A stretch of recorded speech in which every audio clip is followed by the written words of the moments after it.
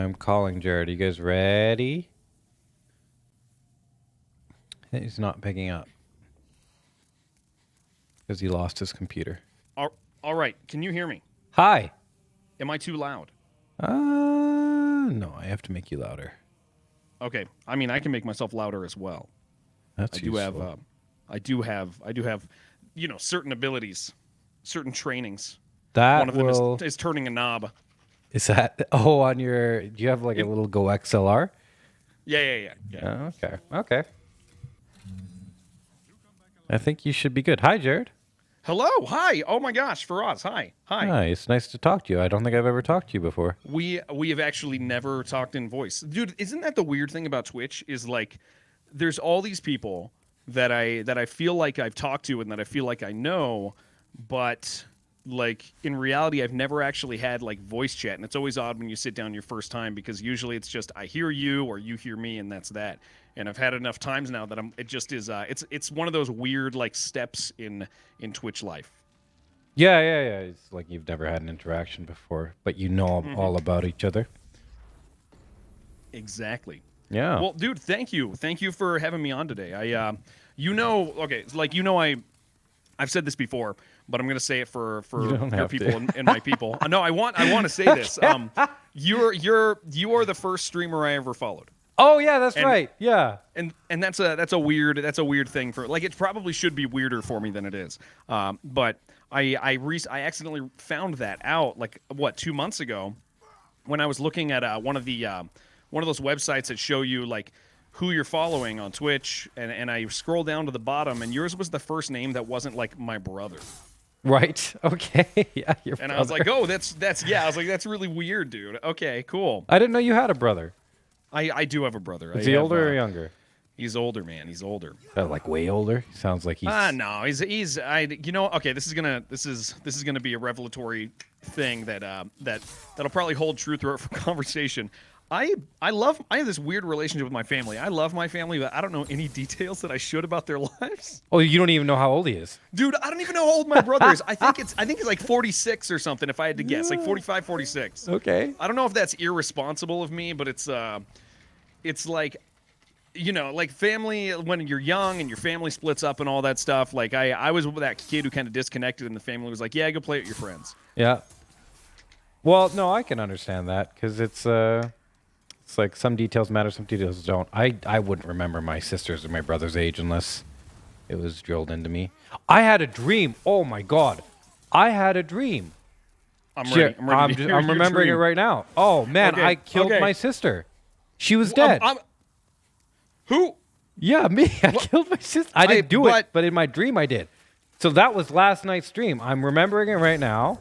I killed my sister and a bunch of other people. But it was... Yeah, it wasn't like a malicious, like murder, rage kill or anything. At least I don't think it was. And then the cops came, but they didn't catch me. And I think I was guilty. Yeah, I felt. Did you wake up and did you verify that it was a? Did you wake up and make some phone calls to verify it was actually? No, because what happens to me is like my dreams are not in images. They're not like I don't live through them. It doesn't seem like a dream to me. It's more like they're all in feelings. So I woke up and nothing's different. Like everything's the same, except that's really interesting. That's like a normal thing. Like that's how you, like you just dream like that. Yeah. Like I've never met anyone else who has that, but mine are completely in feelings. So things that are I can't even comprehend that experience. It's like reverse. You have to reverse. The best way I can explain it is reverse it. So when you see something like I'm playing Demon Souls right now, okay, I see Demon Souls on the screen. I'm moving my character. I picked up an Unknown Warrior soul. All of that is generating certain feelings. Minimal, but certain feelings, right? Okay. And that's how you interpret the world. Or you see someone and you're like, oh, I'm happy. Or you see someone do something and you're like, that's fucked up. Now, just think of it as the opposite. So the feelings get translated into images instead. So it's like I feel something, and then there might be some visual representation where it's like I don't know, the floor is lava or something. But it never makes sense. If you go if you look at it just straight from an image perspective, it never ever makes any sense at all. But anyway, yeah. So I killed my sister in my dream. Thank you for adding that last. Yeah. That would have been an interesting clip. Dude, so when I dream, it's 100% like visual. Like I like that's just that's interesting to me because it's a totally different type of experience, and I don't have context for it. Yeah. No, it's messed up kind of because it's like today I just remembered, that was a dream. But until I remember that was a dream, I still kind of had that feeling, like that guilt associated with killing my sister a little bit.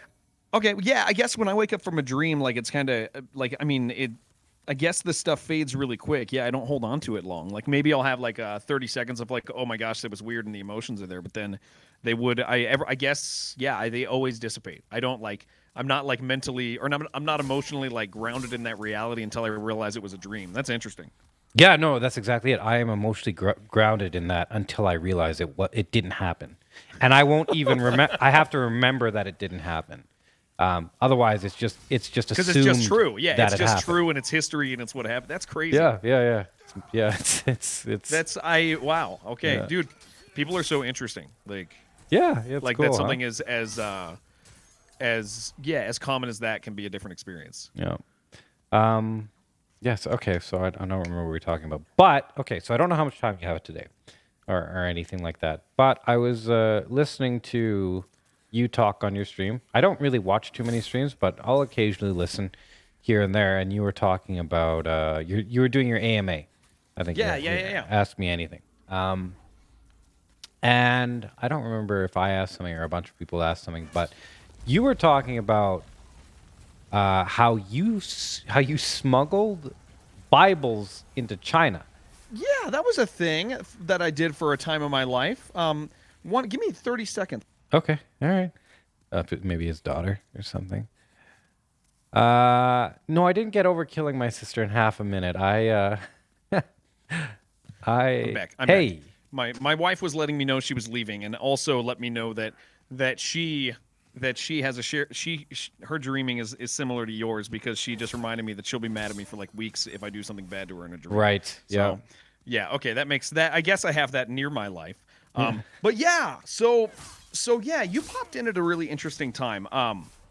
Because it's funny, you and we've kind of off and on chatted about like maybe having a conversation in front of people for a while for a lot of reasons, right? Mm-hmm. Like we found ourselves to be kind of unified in a lot of core things in our lives. Some of them being political, some of them being things that are on moral issues and stuff. But yeah, you popped in at an interesting time because we were doing the China portion of the conversation, which is like the China really portion.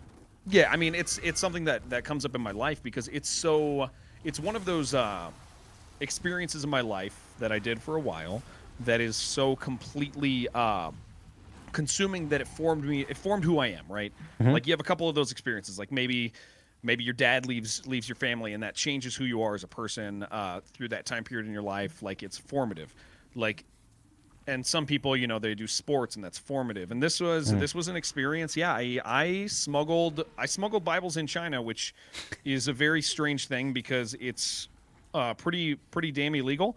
And you wouldn't think something like that would be, but the world is a really crazy place. And yeah, I mean, if you heard that stuff and you want to ask me questions about it, I'm more than happy to talk about that time period in my life. So I want to get the whole picture. That's why I was like, oh, Jared, I want to, because I was in chat and I was like, oh, well, I want to ask this, I want to ask that, I want to ask this, but it'll probably take forever. So I just rather ask you directly. So tell me, okay, well, let's start from the beginning and get to that part and then get further, because then obviously from there you went to streaming. And then there's some in between. There's some in between. That's a little odd. Tried a few different things in life. But yeah, so I mean, I guess to start from the beginning of that. Beginning of everything. Like, okay, everything. You don't have to say any because it's streaming, so you don't have to say anything any information that you don't want to. Or you know what? I'm insanely open about everything. I'm not hard to find online. It's not hard to find things about my life. I'm very open about everything. Vinny Vega, thanks for 22 months. that other than my immediate home address, Yeah. like that's the only thing I think that's off limits in my life. Like that's it. So no, I can start anywhere, do anything, and please, animal, get off of me. You smell very bad. Not you. No, it's okay. Okay, so let's start from the beginning. Where were you born? I was born in Ohio, but I don't remember the city. I was born in Ohio. Yeah. I don't. We moved out of there when I was like 1, and I ended up going to Southern California. I'm a Southern California guy. I've been there my whole life until I decided to move. California. Okay, and how was your life? Because I think you mentioned you said something about parents splitting or not knowing details or what happened there. Okay, so my life. So, okay, this is an important part of this whole thing about my entire story, right? Mm-hmm. Because clearly smuggling Bibles, if it goes there, means I have some sort of religious upbringing, and usually that has an interesting story to it. I actually grew up, and I'll classify this. My family grew up as Seventh-day Adventists. What's that? Adventists are a really unique group of people. They are cult adjacent. I wouldn't necessarily say they're a cult, but I'd say they're cult adjacent. They have a lot of the practices. They have a lot of the cultures. They have a lot of extremely challenging doctrines and beliefs, and a lot of hypocrisy within the structure. And so it's very similar to, say, Jehovah's Witnesses, where if your family is Jehovah's Witness, everybody in your family is Jehovah's Witness all the way back. Oh, okay. That's just how it is. So Adventists are similar in that regard. As I grew up as an Adventist. Before you said they're cult similar or cult adjacent, what would a cult have that they don't have? So I would say generally cults have one of the requirements of a cult is a living leadership that is unquestionable. And they don't have that anymore, as it died off a long time ago, and they never replaced it. And so socially, what ends up happening in a structure like that is you have churches kind of grow apart from each other, become self-dependent, and so with that in mind, they kind of lost the extreme strength that cult leadership usually has. And so that's why I kind of qualify it as cult adjacent. Is it's not like you don't have the scenario where this person said this and that's it. Like you'd better do what they say and go to the party and take off your clothes and do weird stuff. Like that scenario doesn't exist within that structure. Although it does have all the residual stuff of if you question X, then we have a problem with that. Oh. You're not allowed to have like that. That's a cultural stigma within that structure, and that's part of the story of my life. Is because, like, growing up in an Adventist or as a Seventh-day Adventist, which the summary of the beliefs is if you combine modern Christianity and really, really, really take all like the temple practices and dietary practices of Judaism, and you just mesh them together. So you have like the keeping of the Sabbath, where you're not doing anything on the Sabbath day at all, and you better not. Otherwise, your neighbors who are also Adventists are gonna tell somebody, and you're gonna be in trouble. Like it has a lot of that to it. And so we grew up Adventist. Whole family's Adventist, right? Okay. Grandpa's Adventist, super grandpa's Adventist, great grandpa's Adventist, all that stuff. Now, quickly, just I don't want to get too much into this, but that's fine. I'm interested in this. So why was your family Adventist? Because if you say, well, it was a combination between these two religions, more or less. Okay, so then what is the draw of this Seventh Adventist? Family, like literally family. So just because everybody was Adventist, you kept being Adventist. Yeah, so you just it's tradition. Okay. So it was a traditional thing in your family, and it just kept going. Okay. But you broke away. Adventists marry Adventists, and so they make Adventists. They make Adventists. And that's just how it goes. Yeah, that's good. Okay. So is your family still Adventist? That's part of the story, actually. My grandparents are. Everybody outside of my immediate family is. But one day, my father had an affair with my mother's best friend. Another Adventist or no? Yes, another Adventist within the church. Okay. So here's the BG Creative, thanks for the thing 32 about it, months. and this is where when I say they're cult adjacent, you really see this play out here, right? Rather than the appropriate thing to do morally when that happens is to help the brokenhearted, the children, the mother, and maybe potentially if it's highly appropriate, it would be like talk to the guilty parties and see if see what the scenario was, and then lead them to repair lives, because kids are involved, marriages are involved. It's much easier. I mean, like, side note, when people get divorced, it always confuses me because it's much easier to it's a lot more rewarding to fix a relationship than start a new one. Right. But it's much easier to start a new one than to fix a relationship. Right. And so people go for the easy prize in that. I always think, and maybe that's me growing up in a broken home thinking that. But what the church does instead of approaching me and my family and helping us is the entire leadership just gets away from it. They do just steps avoid. back. Avoid. So Don't want to. They shunned me, shunned my mother, who was not a guilty party. Yeah, and that's they basically standard socially protocol. It is common. It's common. Yeah, it would be a common thing. Wow. Yeah. So just side with your father. No, the not guilty even party? side. Get away. It's so get away. They just got away from everything. So instead of saying, hey, like, let's fix this and let's do this, and hey, you don't want to, like, if they would have approached my father and been like, hey, you want to go back on this, and my dad was like, no, the appropriate thing still would have been to be like, hey, well, the kids and the wife are broken. Let's, as a congregation, assist them, help them, see what they need in their lives to continue.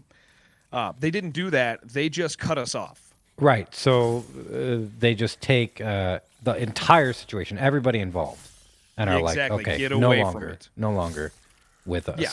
I see. And so this is my childhood experience growing up in religion. So did you lose people? Like, were you friends with people? Did they just disappear? Or yeah, people, you stop getting invited to things, or people stop coming over. There was a few standout members of people who were absolutely incredible that were within that structure. Who, I mean, there's a man who stepped in more or less as my dad in a fatherly role in my life. He'll, I'll always forever be thankful to him for teaching me how to be a man and all that stuff. But in general, they just all got away from it, and so the end result of that was this maybe 7-8 year time period where my family was just in religious practice limbo. We didn't go to church. We just, the family was broken, didn't know what they were doing. We still thought, like, hey, if somebody were to ask me at that time period, they'd be like, what are you? I still would have, and I still did, like, going into junior high and high school, they'd be like, hey, what do you believe? I'd be like, I'm an Adventist. It's kind of like a Christian, but that's just kind of how a lot of Americans assume they're, X or Y. I assumed that was what I was because that's what I was raised as. I didn't, embrace anything. Yeah. But essentially what ends up happening is we get removed from that congregation, from that church, and it disenfranchises us enough so that everybody in my immediate family eventually becomes thinkers, finally. Interesting. After generations of non-thinkers, people who believe what they're told, we became, the end result after all these years was, okay, I grew up as this, I didn't see it working in these people's lives practically. Maybe I shouldn't be that. Right. Finally. Okay, so, well, two things here. So there had never been an incident in your family that caused the Church of Adventist to dissociate from you before? Correct. This was the first event. That was the first thing. It was a big one. Yeah, and it was big, and it was too hard for them to deal with. And honestly, as stupid as this is, like, I'm not thankful for my father's actions necessarily, but I'm thankful for the results. For what it brought. Okay, and then secondly, this father figure that stepped into your life, I want to know about him. Oh, amazing man, man. His name's Skip. Skip. Skip. Oh, he was my father's best friend, and when my father left, he took my dad off to the side, told him, "You're making a mistake, and if you continue doing this, I can't support you. I won't be your friend anymore, and I'm gonna and that's that." And so my dad was like, "Well, I'm doing it." And Skip was around a lot, and he I'd go over to his house all the time and hang out with his daughters, and we'd play Nintendo, and he bought me my first Nintendo. No way. And like he became a father figure in my life. And, Yeah. And when I say he taught me how to be a man, like he taught me how to be a kind, considerate, gentle man. And it How was so? Through direct teaching through action, or through action? Through action, just clearly through action. Do you have any stories about him? Like, what would he do? It was just a general, continual, consistent thing. He was around. He would, when like he would invite me over. He had daughters. He only had daughters. He would invite me over to spend the night with his family, and I would be over there with and playing with his daughters. You know, jump on the trampoline and stuff and having a good time. But I have memories, very very consistent memories of sitting down at dinner with him and conversing and seeing what a man was, you know. And so it flavored my understanding of like what I wanted to be as a grown man. Oh, that's cool. Okay, great. Yeah, and so do you still talk to him? Do you still know him? I do still know him. I do know him. We don't talk often. I actually talk to his daughters more often. Oddly enough, one of them is somebody within the games industry who became a relatively major player at a pretty big studio, and so I talk to her relatively often. Oh, because wow, really cool. Yeah, we have industry connections and enjoyment and yeah. So that's good. there's that. So yeah, we have a familial connection, and it's a nice thing to have that kind of residual from still have family just because of the actions of this man. Yeah, no, that's really cool. That's great. I'm glad that she got into games as well. The other daughters, they're not. Was she the only one that got into games, or did they all? Yeah, the only one. Okay, all right. I was thinking the other got into Nintendo, maybe. the other one got into like having babies or something. Oh yeah, that's good. Yeah, some people that's their thing. They just want to be a parent, you know. Yeah, they just want like 17 kids. It's like, Dude. wow. Yeah. I've known a few of them. I almost dated one of those, and that would have been a different life. Oh, you would have been an octodad. Oh my gosh, yeah. Yeah, that's good. Girl has like 7 kids now or something. Jeez, it's so many. Dude, I have one. Yeah, I have one, and I've cried because of the stress of it before. Yeah, so I can't even imagine. I've seen you. You seem like you make a really good dad. I try to be. I think I'm doing all right. Evaluating myself on it, I could do better, but I think in general we're making it work. Mm-hmm. Well, everybody could do better, but I think you're doing pretty good. Okay, so this was your childhood, and then you got this guy Skip. Yep. And then from there, you going through school. You're an Adventist, and then there had to be a moment where, well, you said your family started thinking and things started changing. What was that? So here's where, and this is one of the things that I know you'll agree with, and I probably don't even need to say it, but I can say I mostly say it for people who are watching. Personal experience is such a weird thing because it makes us use different terminology, like interpreting our experiences, right? Like because when I talk about because clearly I didn't stay an Adventist, I became something else. When I talk about the time I began to believe a thing.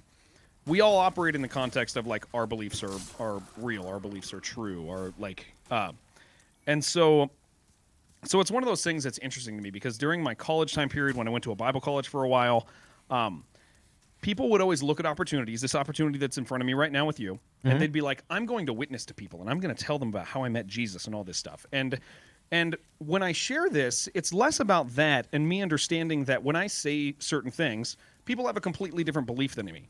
If I were to say, I believe God wants this, or I believe God brought this truth to my life, well, people listening don't believe that, and that's fine.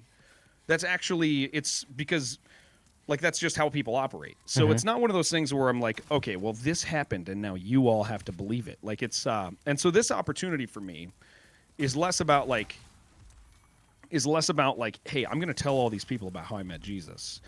But it's much more about, like, hey, you know what?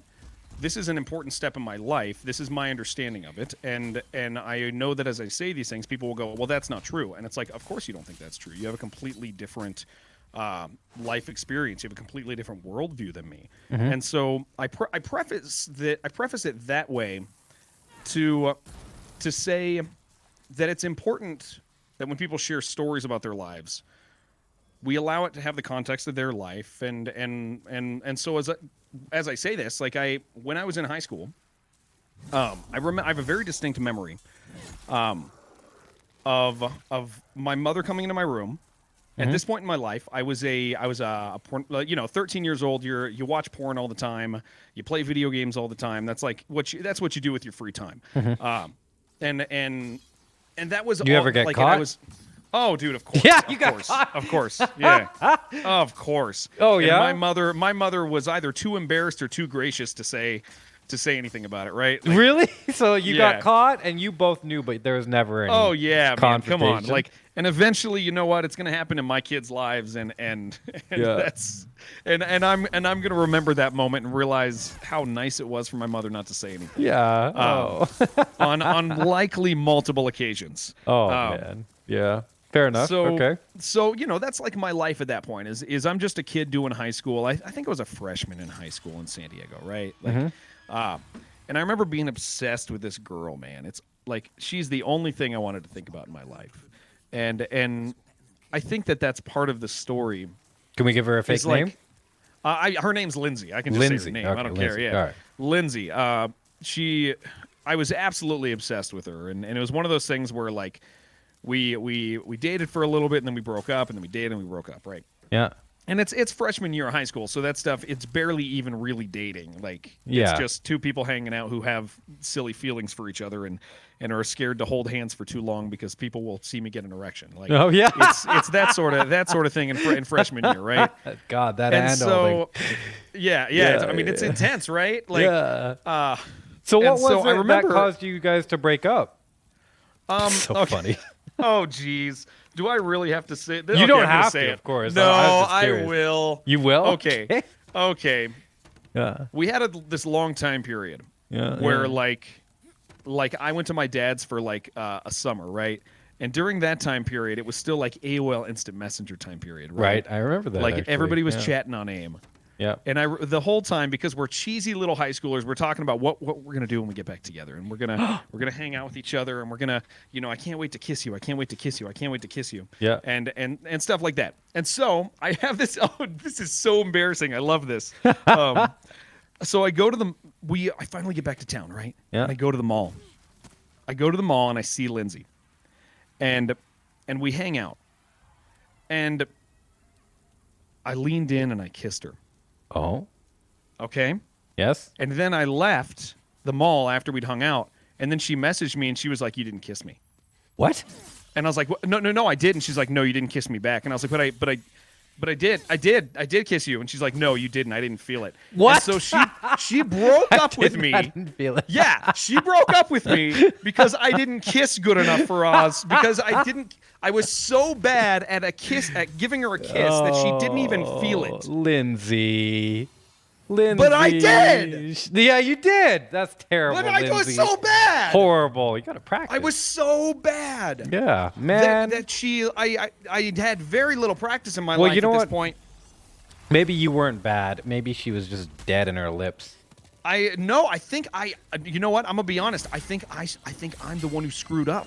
I think I didn't kiss her right, man. Okay. I think I just sucked so bad that I didn't do it right. You just didn't do it right. I mean, I don't know. I've seen a lot I was of... a freshman in high school. Like, who knows? I watched but that's why we break. That's why we break up.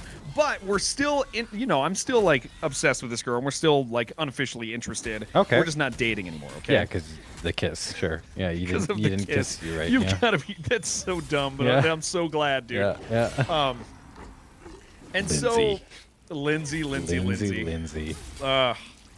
And so like, but I'm still like, my life is just about Lindsay and porn and Quake 2. Like that's Quake all I want to 2, do with okay. my life. Yeah. Those are the three things. Like that's the three things in my life. Was that okay? Gaming wise, just a side note. Is that the first game that you were like, oh, this is what I'm gonna do? Dude. As far as like the future and doing this stuff. No, not that. Like, Or you mean like I just love it? I played a lot of games when I was a kid. Like I played a lot of Nintendo games, but I have, of course, games that I played that were like really good and I really enjoyed. But I think the first game that I played and practiced with and played with other people was StarCraft 2. So I never Okay. played Quake, but Quake's that online multiplayer. The movement's important. There's a big scene around it. Was that first game for you? So the first game that I like was the first game I was passionate about as a kid. Was probably Doom. Doom. Oh, I saw you Like tweet about the new like Doom 1990. DLC recently. Oh, it's the new one. Dude, it was fun. It was fun. Yeah. But yeah, you 1993 or something, whatever it was. Doom. That was like 91. I forget. But I grew up, my dad had this sweet 486 DX with a turbo button, and it could run Doom with the high detail mode on, and so I play, I'd go to my dad's to play Doom. Like that's what I do every weekend. I go over to my dad's and play Doom and drink about 2 cubes of Pepsi a weekend. Oh gosh. Dude, I know. It's amazing I'm not diabetic. Pepsi, jeez. Not even Coke. Yeah. Dude, I was just, oh my gosh. But so Doom was like the first thing in my life where like I was like, okay, I really enjoy games. Like, and but my father growing up, my father was a computer salesman. So I kind of, even before that, still had games I played. Like I grew up with, I was born in 83. He got our first computer in probably 85. And so I grew up playing Rogue and Beast and all that, all those old two colors on your screen. You got green and white, and that's it. Yeah. So it's always kind of been a cultural thing. But Doom was the first thing for me that I was like, I love this. I The love this thing. online scene, maybe. Yeah, back then we actually would use the internet wasn't a thing. You'd have to dial into BBS's. Oh, really? Yeah. And so you would do a local, you'd take your modem. You'd call a BBS. It was a multi-line BBS, and you'd play Doom with 3 other people, and it would be running on some dude's computer in Texas. And and it was like 2-second lag, and it was just crazy, right? Like, but it was amazing to us. Like, yeah, of course, it was new at that time. So yeah, it's always been a thing. Okay, sorry. Continue with where were we? Lindsay. Okay. Lindsay and yeah. So I'm obsessed with all this stuff, right? Yeah. And I remember one day my mom just comes in, and I think my mom probably had a really. Now that I'm an adult, I think my mom saw a lot more about like me needing something in my life, like anything in my life, because I sat on the computer all day. Obviously, everything I cared about was on the computer because I talked to Lindsay through AOL because. Laura, we talk on the phone sometimes, but mostly through Instant Messenger. Yep. And then I'd play games, and then, what's the other third thing? There was porn. Like, so I was just on the computer all the time, right? Oh, yeah. Like, and so my mom just sees some kid who is not doing anything. And I remember my mom asked me, like, hey, there's this youth group. You want to go to it? And I was like, sure, whatever. Like, I just wanted I was just, yeah, sure. Youth group is that a church thing? Yeah, it's and at this point in my life, you got to realize my mom's not practicing. Yeah, she's not not practicing beliefs like none of us are. And but she's I think she just still saw somebody. Adventist at this point. Yeah, we were all kind of, not really, but mentally, culturally, like historically, that's what we believe some stuff. Still there, yeah. Like, so she, I think.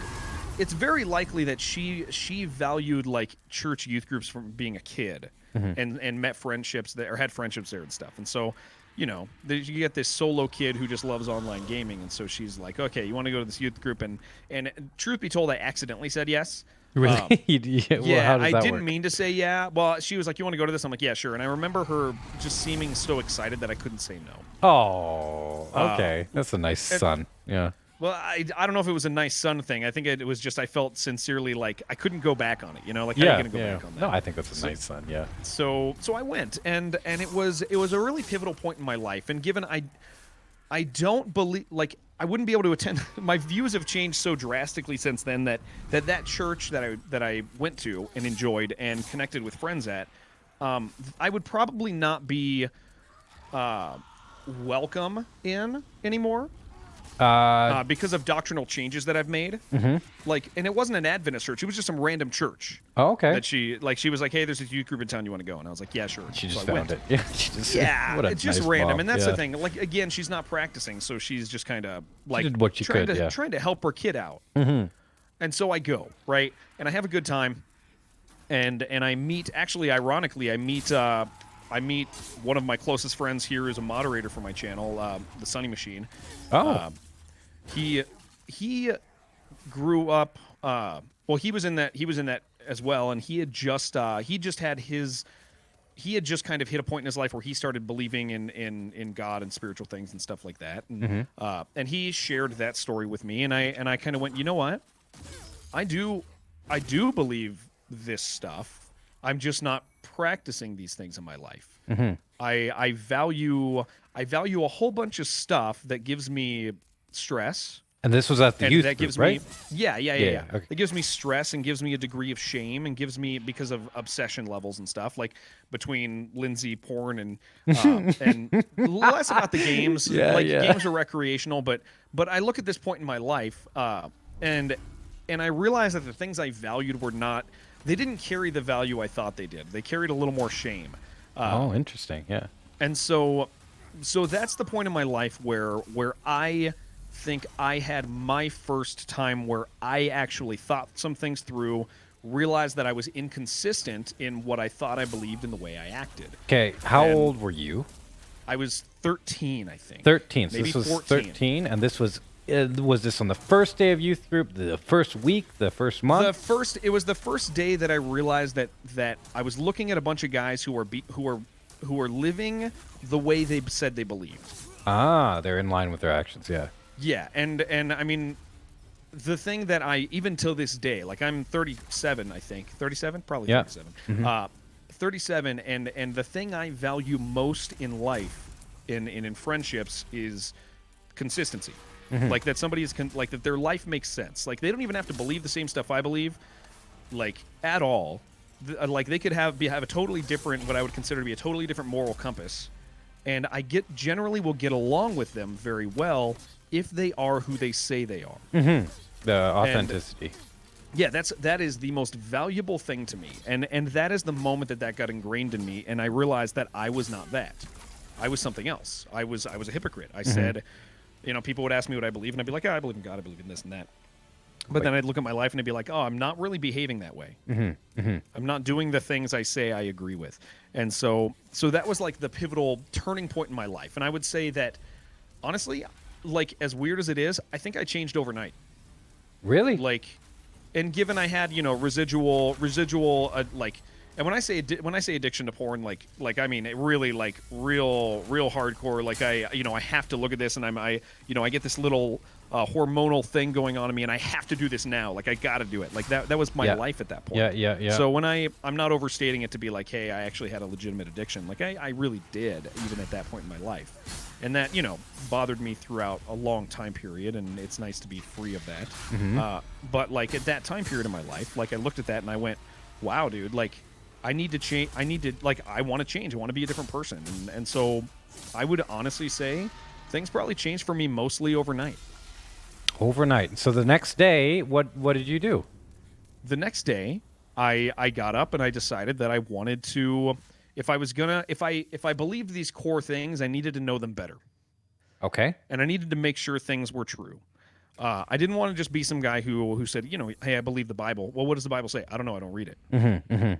Okay, so I'm going to read it, and I'm going to see how it matches with the reality that we see around us. I'm going to see how things line up. I'm going to see if there's contradictions or seeming contradictions, and I'm going to work through these challenges. And so I kind of, at that point in my life, conjoined with what I would say is a spiritual awakening in my life, I also had an intellectual awakening. Because and this is all at 13. 13, 14, yeah. Jeez, okay, continue, sorry. And so I started to really value the idea of testing statements, testing beliefs, making sure that I wasn't talking out of my ass. And so that was that's really where things kind of started for me. That's where my life really changed, and that's where I feel like how everybody talks about how like they feel the same they felt when they were young. Maybe, maybe not. I haven't heard that similar. much. Like I still feel like I'm that 13-year-old kid. Just I've matured a lot. Oh. I don't feel like I'm the kid who was 10. I don't feel like I was 13. I mean, I don't feel like I was 12. That kid who changed that day is still who I am. It's just I've grown up a hell of a lot. Mm-hmm. Okay. Well, that's cool. Okay, so then that day, things started changing. So you started to behave entirely differently. Yeah, and obviously there's residual struggles and stuff. Like, but my intentions and my efforts went to living differently. Living differently. Okay, so what else changed? So you were doing this youth group. Doing the youth group thing. Doing the youth group. Did any other aspects of your life change, or was it more internal? A lot of internal stuff that worked itself out. Obviously, the thing that I would say changed probably most substantially is I now felt I had a vehicle for interpreting the things that happened wrong in my life, whether they were whether I did them or somebody else did them. I now had a tool to understand, like, hey, bad things happen, and here are the thoughts I have about those things, and so it made it so like I was less angry, I was less frustrated. My dad did this thing. Okay, well, how am I supposed to deal with that? Am I supposed to be forgiving for that? Am I supposed to completely ignore the fact that he did these horrible things? Am I supposed to? And so, as I began to study and read, and not just reading scripture, but reading the writings of people who spent time reading scripture, I began to have a better tool set for dealing with that stuff. And so a lot changed over the course of probably that year in my life. And given I'm still, an immature kid, just a lot changed. Like it would be a challenge to compare the person from a year before to that person. Right. Okay. So. Minus the fact that person was still really good at Quake. Yeah. Okay. that kept going up. Okay. Cool. So that's where your life started to actually take off. Okay. So what did you do with that? You finished high school. You hang out with Lindsay more. School. What happened with Lindsay? Actually, I want to know what happened with Lindsay after that. I stopped caring about her. You stopped caring about Lindsay. That was Instantly. It's just Lindsay. You're done. I looked at it and I was like, here's what it is. Yeah. I began valuing consistency. Yeah. In people. I began valuing that authenticity, and Lindsay wasn't that. She wasn't that. And Lindsay she had that. Completely, at that point in my life, it's very easy to have friendship with people who have different beliefs than you. Mm-hmm. But when you get into romantic relationships, it becomes much greater of a challenge, no matter what your views are. Like, you kind of generally want to be unified. Some people make it work, but in general, it's just much easier and better to be with somebody who thinks things you think. On the same page. And so I just began to not value what I wanted from her. Okay, so then how did that go? She just kind of went away. She just disassociated, kind of? I let go of her. Let go of her. Like, did she take it hard, or was she whatever? No, didn't even. She didn't even. And that really speaks a lot to not even a flinch. The nature huh? of that really speaks to the nature of like how much of my obsession with her was the thing that was connecting us. Right. Like, yeah. You were obsessed. She wanted to be obsessed about. That's what. Yeah. What. And so second I became uninterested, it was gone, and it was it's as dumb as it is because I was a young kid. Like it was incredibly freeing, right? Like it's freeing enough that I still remember it. All this time later. Yeah. So, okay, cool. So Lindsay's out of the picture. Lindsay's out of the picture. Now you're finishing high school, and you're doing so as a reawakened, just a young Christian. Yeah, yep. like, and I'm attending a church that it's a non-denominational church. They don't really have an authority structure that goes beyond the immediate building, which carries all sorts of dangers that I thought about later and kind of change my views on all that stuff. Explain that. As what do you mature. mean? Dangers that you thought about later. Like, okay, if you're going to the Church of Jared, Faraaz, and I'm the top authority, like, and I'm I read the Bible and I'm telling you it says this. Well, if you disagree with me, well, guess what? You don't get to really be involved in the church anymore. Sorry, Faraaz. I'm the boss. You get canceled from the church. If there is an authority structure above that is mature and selected and is supported, that can hold me accountable to make sure I don't abuse you as my congregation. Like that's valuable. And it's, as a kid, I would have thought that was horrible because the idea is like, oh, I don't like organization. Like, right. Nobody likes organization. But as I've grown, I really see the value of that because I've been to churches and I've been involved in churches that literally, like I later down the line, we were involved in a church that had roots in like historic roots in Jehovah's Witnesses churches, and it was a non-denominational church, but the old guys all used to be Jehovah's Witnesses, and the guy running it, they shifted out of the core beliefs, began changing the bylaws, and we called them out on it, and they kicked us out of the church. Yeah. So that scenario in these small non-denominational churches can happen, and so. Yeah, no That's checks scary, and balances. Yeah, but as a kid, that doesn't. I just want to meet people who believe what I believe, and I want to make rock and roll music, right? Like, that's. Well, so, before you get into that, that's actually really, really interesting that you say that. There's a lot of value in having a checked structure, in having mechanisms against things going too far in the wrong direction. Right? Yeah, exactly. I think I like that you see that and say that because I think that's kind of what's happening now. There's an appeal to the what was it called, non-denominated church? Is that how you said it? Yeah. Yeah. There's an appeal to it for sure. But I think once you experience it and once you go through it, yeah. Once you realize how easy it is for people you trust to make substantial mistakes.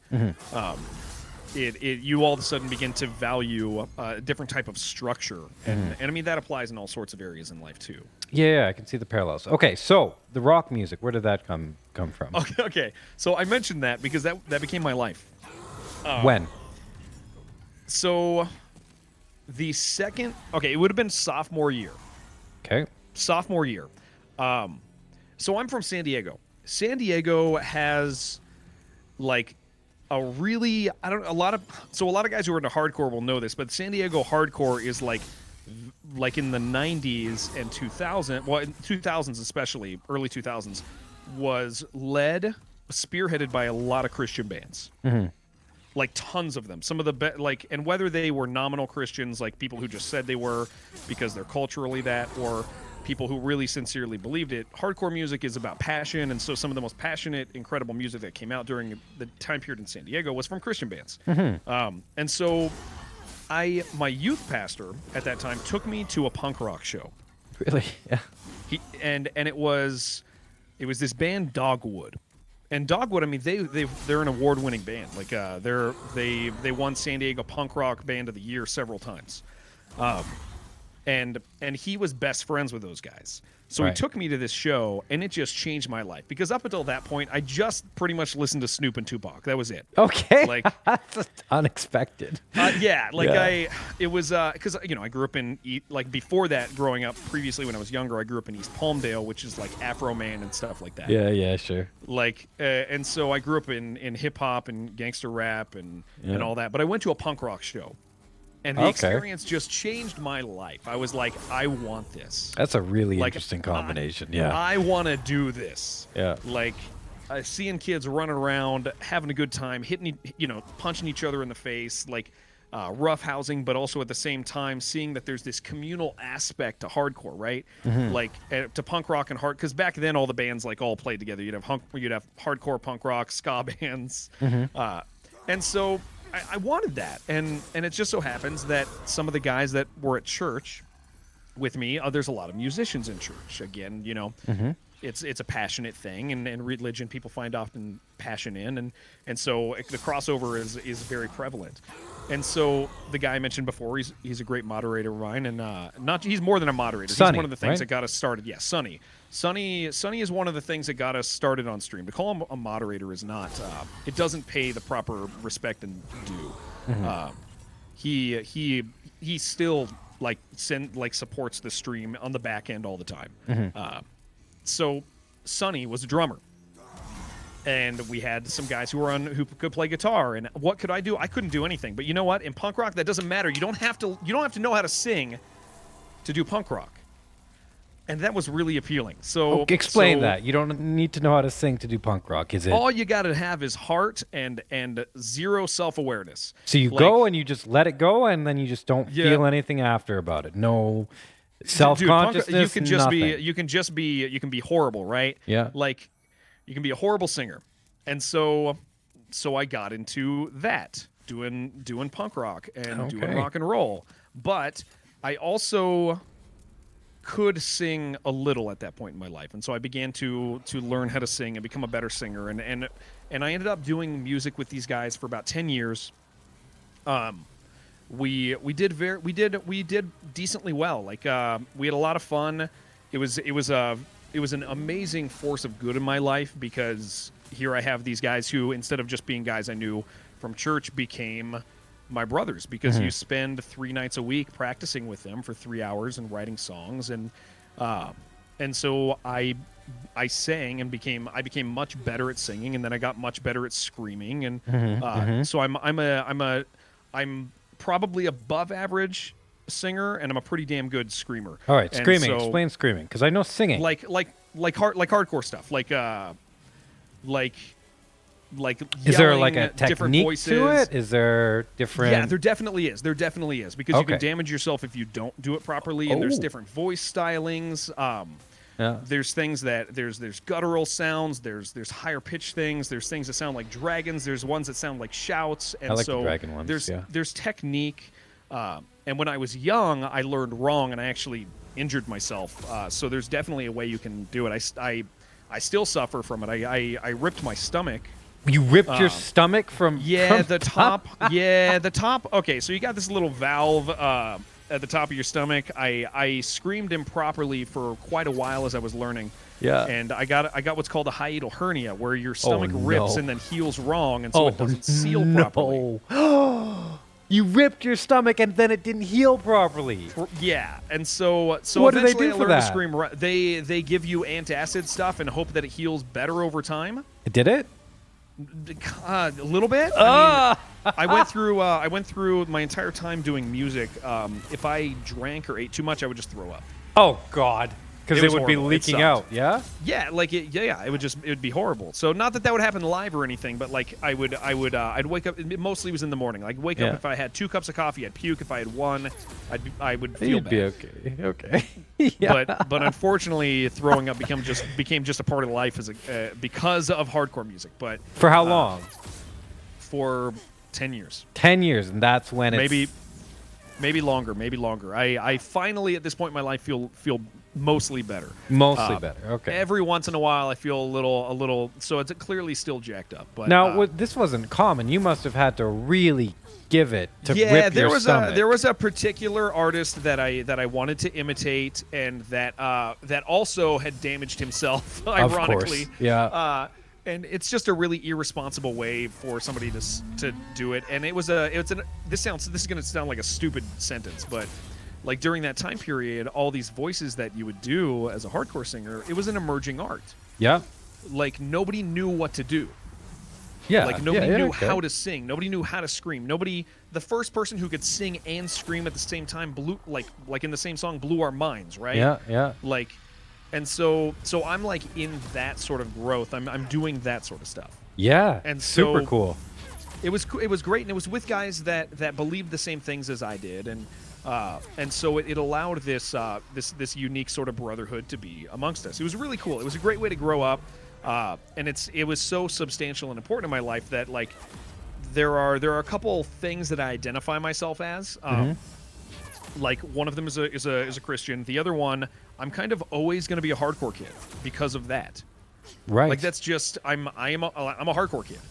Like I'm gonna be 60 and I'm still gonna have this thing ingrained in me where I'm a hardcore kid. Right. So yeah, that was like a huge part of my life that extended overlapping tons of stuff. Like we're talking, it goes into the China time period. We meet all the guys over there, do a bunch of stuff. And, so hardcore started when we get to it. When you were 15-ish or so, and this was an extension of the lifestyle change and the youth group and all the people you met and such. And then let's say, okay, from there you graduate high school, right? Yeah. And you're still doing hardcore. And well, what are you going to do after high school? Like, what is your thought process? The band all because we're all attending like this non-denominational church, and we have this idea that that structure bad. Well, there is a non-accredited Bible college in Southern California, run by Calvary Chapel. Calvary Chapel is kind of this hybrid, non-denominational, but at the same time they have a structure, but they really pride themselves on being non-denominational. Side note, they're the group that eventually they tell me to leave. Thanks for $20. We'll get to that part. But me and the boys all want to learn how to read. We all want to study. We all want to learn. We want to learn Koine Greek basics. We want to learn systematic theology. We want to learn. We want to learn about the things we care about. And so all of us together, we all move out to a place called Temecula. We get a house together, which is I live there actually. Oh, okay. A lot of months. people. Yeah. So I was in Temecula. Murrieta's where this college is. It's a beautiful little. It's actually a former resort. That they purchased. There's hot springs there. And so we all got a house together. Which if my daughter ever wants to get a house with her friends, I'm just no. No. What happened in that house? Oh my gosh, we all made horrible financial mistakes. Oh yeah. Dude. But were they like horrible in and you learned from them, or horrible in that there was nothing that horrible in that we probably would have learned those things in other ways. So it was that were less suffering. destructive. Yeah. But so we all go out together and we all go to this college together. And it's non-accredited, and so there's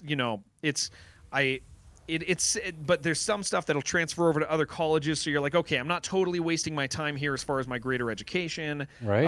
I can transfer the stuff over, these things, but not these things, and so we all go and do that for a couple years. And at this point, you guys, how many bandmates do you have? Oh, geez. And by this time, Feckless Man is in the band. Feckless Man. Okay, I've talked to Feckless a little Man. bit. Yeah, Feckless is he's the guy who manages my stream. He's one of my best friends. Yeah. And that is from that time period. We stole him from another band. Did you? And yeah, we did. We had him fill in one day, and he just stayed and quit the other one essentially. Yeah. And so he's there at that point, and so we all that's where our lives are at. Is we're all doing. Well, how many of you? So you got Feckless, you got Sonny, probably 2 or 3 other guys depending on the stage. Because every once in a while we're like, let's add a guitar guy. Okay, that guitar guy quit. So you have the core members, and then you have a few other extras. Exactly, and some of the core members are all switching because they're multi-talented people playing different instruments, and here I am just singing and screaming, right? And having very little actual skill. But you were the singer. But I was the front man. Yeah. I was the front man, and a lot of those skills obviously translate to what we do now. I mean, and you tore your stomach, so. I did tear my stomach, so there was a degree of commitment. Yeah, there was quite a degree of commitment because you kept going too. You tore your stomach, and then you kept going, which could have tore your stomach first.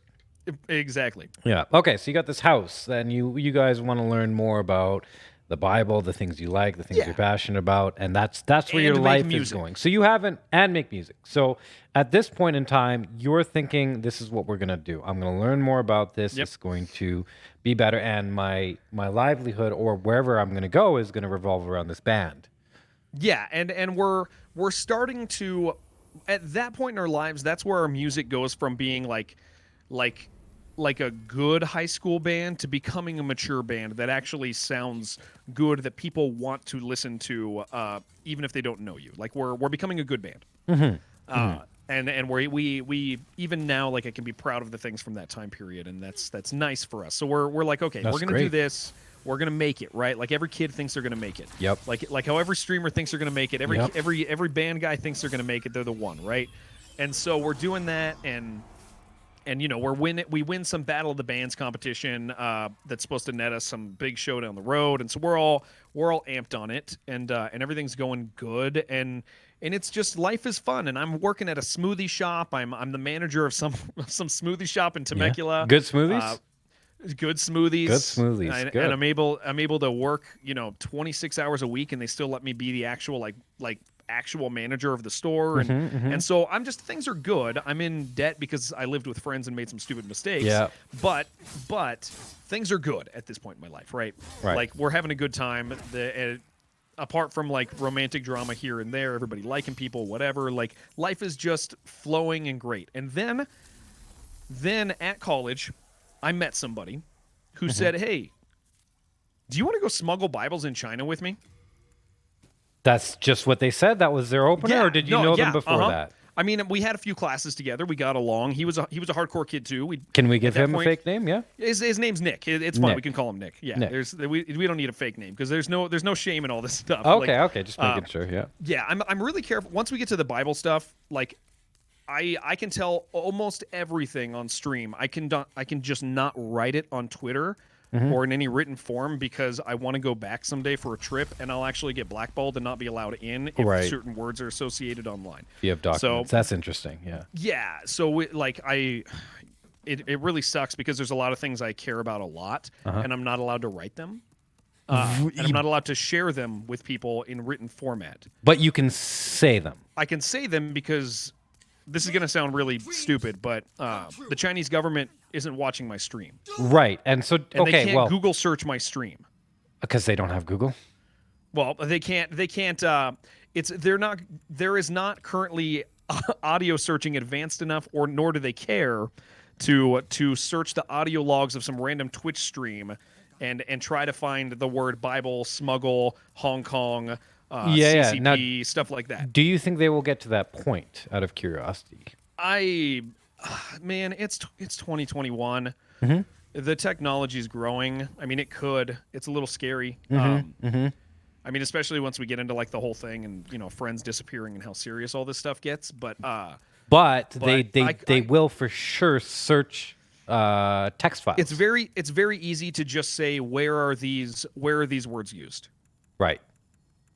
Like where is Hong Kong Bible and smuggle used together? Oh, right. Twitter. Well, who's this guy? Cool. Blackball him. He can't come in the country anymore. The easy as that, huh? Yeah, absolutely. Okay, and and I know that because we used to have to be really careful with images that we post online. Really? Yeah, and we'll talk about that as we get to that. There's a lot of care and concern that we have to take. Okay. Yeah. We can do that for sure. I'm very interested. But I can talk about that stuff, which is why I love doing this conversation. Okay. Hey. Because I'm allowed to talk because at least the technology Trell, doesn't thanks exist for the sub, currently, man. and by the time it does, we'll be essentially buried. Nobody's going to search here for that. No, it's very unlikely. Yeah, and if they get to that point, I mean, they'll lock me out anyway. So. Yeah, and there comes to a point where it's like, okay, look, the consequences for saying this are so steep, exactly, but then you can't say anything, so you might as well just take the consequences. Okay, so Nick meets you in college, and Nick says, yo, you want to go smuggle Bibles with me in China? Okay, so why does Nick want to smuggle Bibles? Firstly, Nick has done it before. Okay, where's Nick from? Nick is from here, or Nick is from northern. He's from Northern California. Yeah. So this is strange, but there is a rich history of smuggling in the Hong Kong border when it comes to Bibles. Right. I mean, we're talking since like communist era. It's been a thing. And so guys who used to do that. Used to do it differently than we did. I mean, it was back in those days. It was scarier. There were more consequences because the world was a little less international. Like what? Well, they would just disappear if they got caught. So Chinese jail. Yeah. Or they would get kicked out of the country, or they get kicked out of Hong Kong and sent away. And so what they used to have to do back in those days was they'd fill their jackets full of Bibles and stuff, right? Like the lining, and they'd go through. Well, later we do different things, but the point is, guys have been doing it for so long that there's almost this. There's been years and years of oral invitation, like, hey, you seem like you would be good at this. Would you like to come out and fly out and help us because we need faces? We need new faces because the nature of smuggling is once you get identified, it gets really, really hard to continue doing it. Right. Yeah. Okay. So Nick Nick would go on short trips to do it, and so he says, "Hey, I'm going to China for 6 weeks, dude. Do you want to join me?" And I'm like, well, I don't know. That sounds really cool. Like, I don't really care at this point. Like, it sounds exciting. I'm a hardcore kid, so I'm kind of at that point like, okay, well, government, and I'm cool, like things against authority. Yeah, this sounds good. And why do I care? Oh, okay, because these Chinese guys are they're getting arrested for doing it, but Americans don't. They just fine you money, so they need Americans to come out. Okay, so that sounds like there's a need. Sounds like it's cool. Sounds like something I could do. Do I emotionally care yet? Not really. So how much is it going to be to go out? And he's like, okay, well, it's going to end up costing like $3,000 to go do this trip. And so I'm like, okay, well, I don't know, man. How long do you need? He's like, 3 days. 3 days. 3 days. I'm like, okay, well, that's not very long for somebody who's poor. Yeah. So I mentioned it again. I mentioned it to my mom, and my mom at this point, you and her have a good relationship still? we have a good relationship. Yeah. At this point in my life, my relationship with my family is unique. I'm not close to them, but there is a level of so through my kind of awakening in a lot of these things, it changed my family's life. I was the first one immediately to be vocal about my beliefs in my family, and it changed my mom's life. It changed my stepdad's life. Changed my sister's. Like, yeah, I became kind of the conduit for kind of reviving care for deeper things in my family. What about Skip? Out of curiosity. Now, Skip at that point, he's far away from us. We've all kind of grown. He's somebody who we can call when we need help. And actually, oddly enough, he ended up giving me a bunch of money to do the smuggling. Yeah. He probably gave me like half of it. Okay. When he heard, so I think my mom actually probably called him and mentioned it to him. Oh. But I talked to my mom, and I was like, I'm like, hey, I have this opportunity, but it's a lot of money. I don't think I can do it. And she was like, just give me a couple days. Oh, so my mom. mom calls people. My mom is not in a financial position to just do it. Yeah. Growing up poor and all that stuff. So she calls the right people, and the right people give me money, and I go. Right. Right. And so just like that, I go off for it was like a 6-week trip or something. Right. Like this first time that I went, and so just kind of testing the waters, right? So like it's the 6-week trip. 3 days is like, I need to know in 3 days. That was. I need the money in 3 days. I need the money in 3 days. Okay. Yeah. Before we go on the 6-week trip, I want to step back and say, okay. Yeah. Bibles in China. Okay, so first of all, where is that need coming from? Like, I can understand. Like, I can kind of, okay, sure, there's religion. So the situation. I can explain the situation of why give me it's the situation. Important. Okay, so mainland China is way different than people realize, and I think we all kind of suspect that. Like you hear, there's this really unique thing where people assume that when the world talks crap on Chinese government, that they're being conspiratorial. Right. In general, the things that the world says about the Chinese government are true. Right. There are concentration camps in China. We all know it. Like, they're there. The Uyghurs. There are Muslims in concentration camps in China. We all know it. Yep. It is a fact that they are there, and that is accepted in China. It is okay in China, and so China is different than what a lot of people are willing to accept. But it's a horrible place when it comes to Why do you think government. people don't want to accept that? That's such a hard question because I think there's lots of reasons. I think in part we don't trust our governments, rightfully so, very often, and our governments are the things that say bad stuff about the Chinese government. So we think that there's some propaganda happening, but the reality of it is, especially after being there, like, the reality of it is those things are true. They are true warnings. So you have some of that. You also have it's 2021. How can there be concentration camps? Like, we're so civilized in this world. How? Yeah, like the I mean, sure, we arrogance. struggle with racism. We struggle with all of these things in all these places. But how could there be concentration camps? Right. Surely the United States wouldn't let that happen, right? Surely Canada wouldn't let that happen. Like, we would step in. No, we don't. Right. And so there's this thing where it just doesn't make sense, and so people don't want to mentally engage with it. They don't want to mentally engage with it. That's the wording. That's it's exhausting because what are you gonna do about it as a normal citizen? Now our viewers have heard about the Uyghur people who are in the millions getting stuck in concentration camps. Like actually, like tons of them. There are a lot more people in concentration camps than we realize. Like now that they know that, what can they do about that? Nothing. Do you? I'm just. I don't expect you to know this, but do you know the conditions of those camps? I have friends who've gone to re-education camps. They are not good. Okay. Do you have? What are they like? So, from my understanding, the concentration camps they're labor camps. Yep. You have guard abuse. You have meager rations. People come out. If they come out, they come out very, very small. Almost like Nazi era pictures. Not quite generally if they escape, but that's because in order to get out, the biggest thing is you have mental abuse that happens. The goal of a concentration camp in China is to get people to conform and become obedient.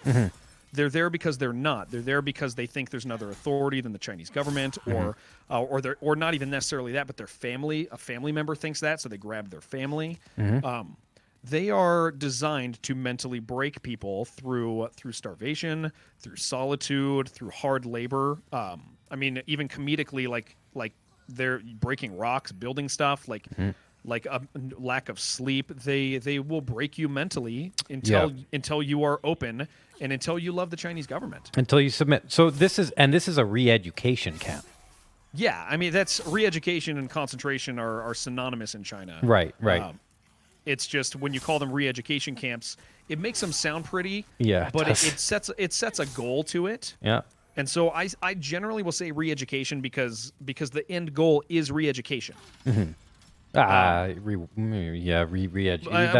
Not education. Yeah. The end goal is to change. The end goal is to break a person and change them. It's not necessarily to starve them and kill them. It's to starve them until they become yours. Yeah, until they submit.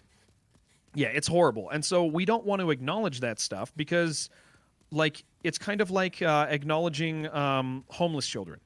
Right. You know they're there. I even say the word homeless children, and it brings a pain to people's hearts, just that phrase. Right. And so people can't engage with that mentally. And unfortunately, on a global scale, that's what it is when you talk about China.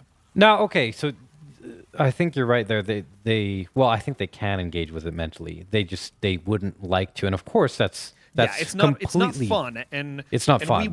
We want fun, we want comfort, we want enjoyment, and it's it's uncomfortable, and nobody likes to be uncomfortable. And people who practice being uncomfortable for benefit, to like learning stuff that you don't want to or questioning your beliefs, you do that stuff for eventual comfort and growth. But when it comes to dealing with these big global issues, a lot of people feel disarmed and like they can't do anything about it. So there's no reward for them at the end of being uncomfortable. So they don't want to touch it. And there's so much of it. Like there's this here, there's this there, there's so much. So yeah, like I'm talking about China, but how much more other stuff in the world is there, right? Like what are you going to engage with, and how broken are you going to be as a person, and is it going to lead to anything? And so that's why we don't touch it. Right. Now, the perceived strategy or the common strategy seems to just deny it, or to just say, no, it's not a problem, or I don't have to confront it because it doesn't exist. Do you think there's a different strategy, like while acknowledging that it's there, and that there should be something done about it, not just outright denying it, or not just pretending the reality isn't the reality? I have gotten used to being sad. Okay, that's not very hopeful.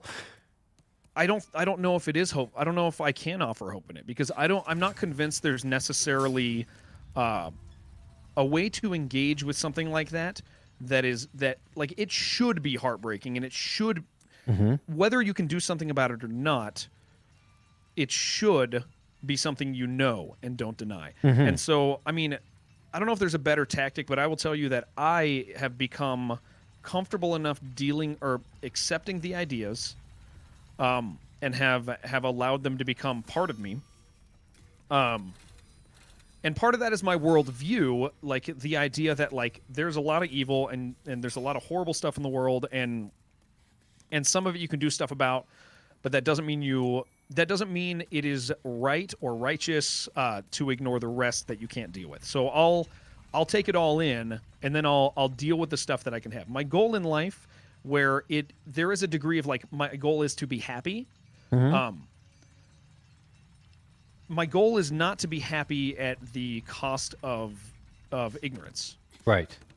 Ignorance is bliss. So, that's saying. Right? Yeah, I don't know if a lot of that is like, I don't want to live that way. So you don't want to be ignorant. Yeah, I don't want to be ignorant. So you would rather contend with all the realities and still find a way to be happy, rather than just the easy path. Yeah, because it doesn't negate the things that are happy in life. Right. Sadness and wickedness and broken things in the world are not so bad that it actually takes away the happy things in my life. I can still be happy and compartmentalize those so that I can engage with them at the proper time. Do I carry the weight of my friends in labor camps with me all the time? No, I don't. But it's there, boxed away for when I need it. Right. Okay. Like, Tell me a little okay bit more about that. And I would say even that the bad things might give the good things a little bit more value as well. They can. They absolutely can. I think having an appropriate range of emotions in our lives are good, and it's the world we live in. Like, if I don't acknowledge these horrible things, right? Then what if in the future I got to a position where I actually could do something about it? Well, if I haven't acknowledged it my whole life, it's because I didn't want to be sad, then I will lose the opportunity to do something about it in the future. Right. And, okay. And that's a really important like thought in life to me. Is like, so if I hide from it now so I'm comfortable, I'll never be able to do something about it. Just because I can't do something about it now doesn't mean I should hide from it, because maybe that's a thing I use later. Maybe it's a tool I use later. Yeah, you're stuck there. You're just stuck in that decision for the rest of forever. Yeah. Okay, so with that, I wanna ask. So obviously, acknowledging these things exist and that they are reality and it's shitty. Like you said, you've gotten used to sadness. Yeah. Or used to being sad. It's so funny that you said that. I don't know why. No, it's true. I'm true. comfortable with it. Right. But so I think a lot of people would see that or hear that and be like, oh, that's terrible. Why would you want that? And so I can see it. Like, I can see the value in that. But I would want to make it clear for people watching or listening, what is the value in that approach as opposed to the ignorance approach? There are other people in our lives that are going to be sad. And if I don't learn how to cope with sadness in my own life, I will never be able to help my wife when she's sad. So in utility. Yeah, I think that's important. I think that's one of the things that gives me value in it. Like, I see great value in that. Right, yeah. If I survived, okay, so I survived the death of my stepmom several years ago. She died. I loved her. I love that woman. Through all the horrible stuff that happened, eventually time made it so that my father and stepmother became very important to me, and became different people from when they left. Time does that. Time changes people sometimes, and they were not the same people in the end that they were at the beginning. And I loved her, and before she died of cancer. It was horrible. Watching people die of cancer is horrible. I made sure that I went and made sure I watched it. I went and made sure I was part of that experience. One, because she deserved the attention and the love. But two, now I have a tool for when somebody approaches me and says, my dad's dying. I can be like, I understand that. That sounds really horrible. I hate that. I hate hearing that. I shared in that experience. And not necessarily that I have a way to fix it, but there is a great deal of value for people when they find somebody who has experienced a similar thing to them.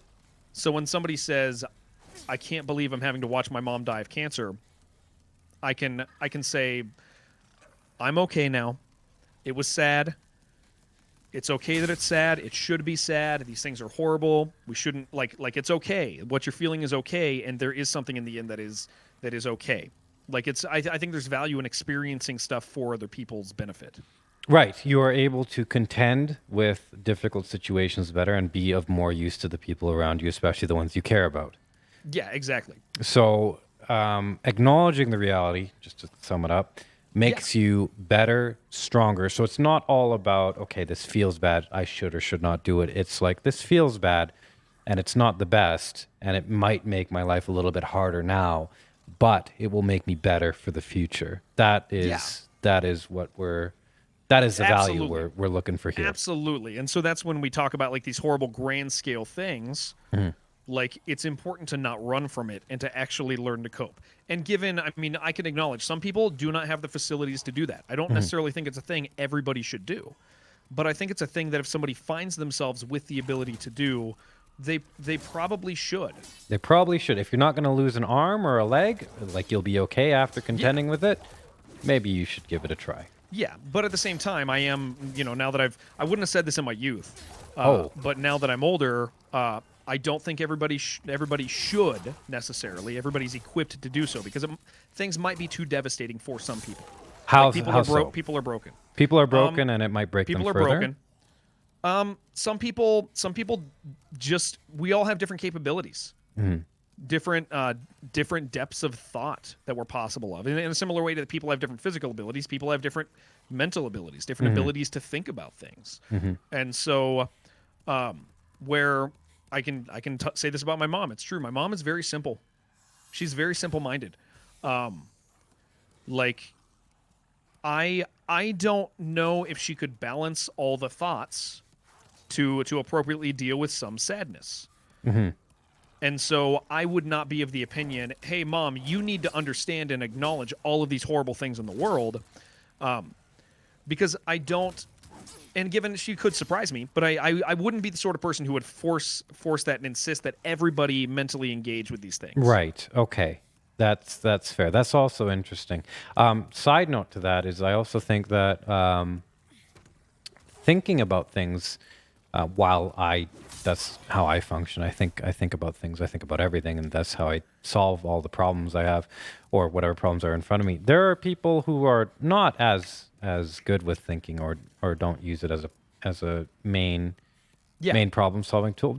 I think there's other ways. But there are people who are capable that don't know they are, and that's also important. Yes. And yeah.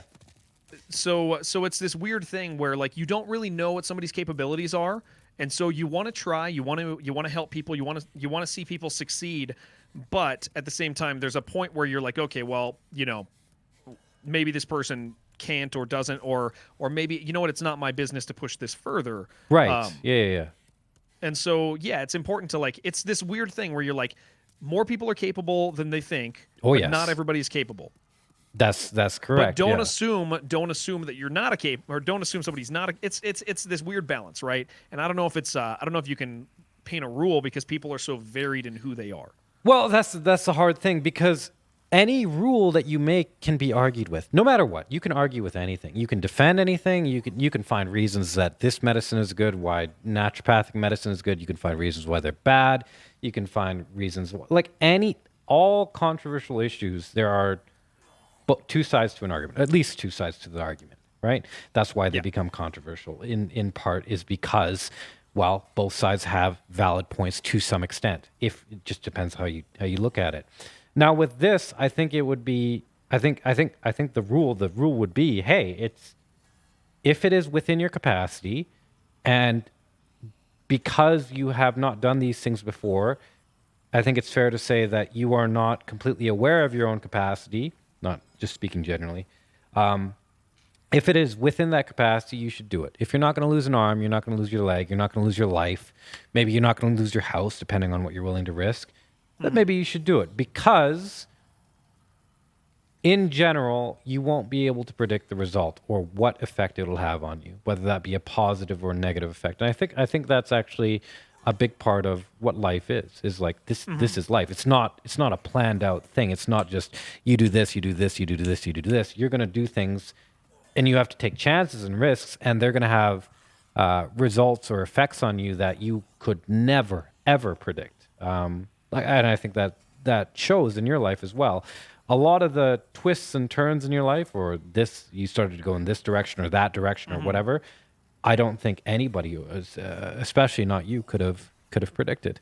Absolutely, Right. absolutely. And And because of the unpredictability of it, it's like, yeah, we don't know what people are capable of. Not everybody's capable, but more people are capable than we realize. And I think it's Like, I think it's and good. that's a thing. It's good to try to lift people up to those higher, better things. But also at the same time, I do value those things, so I call them better. Right. Like maybe not some people don't value those things. I think that's unfortunate. Yeah.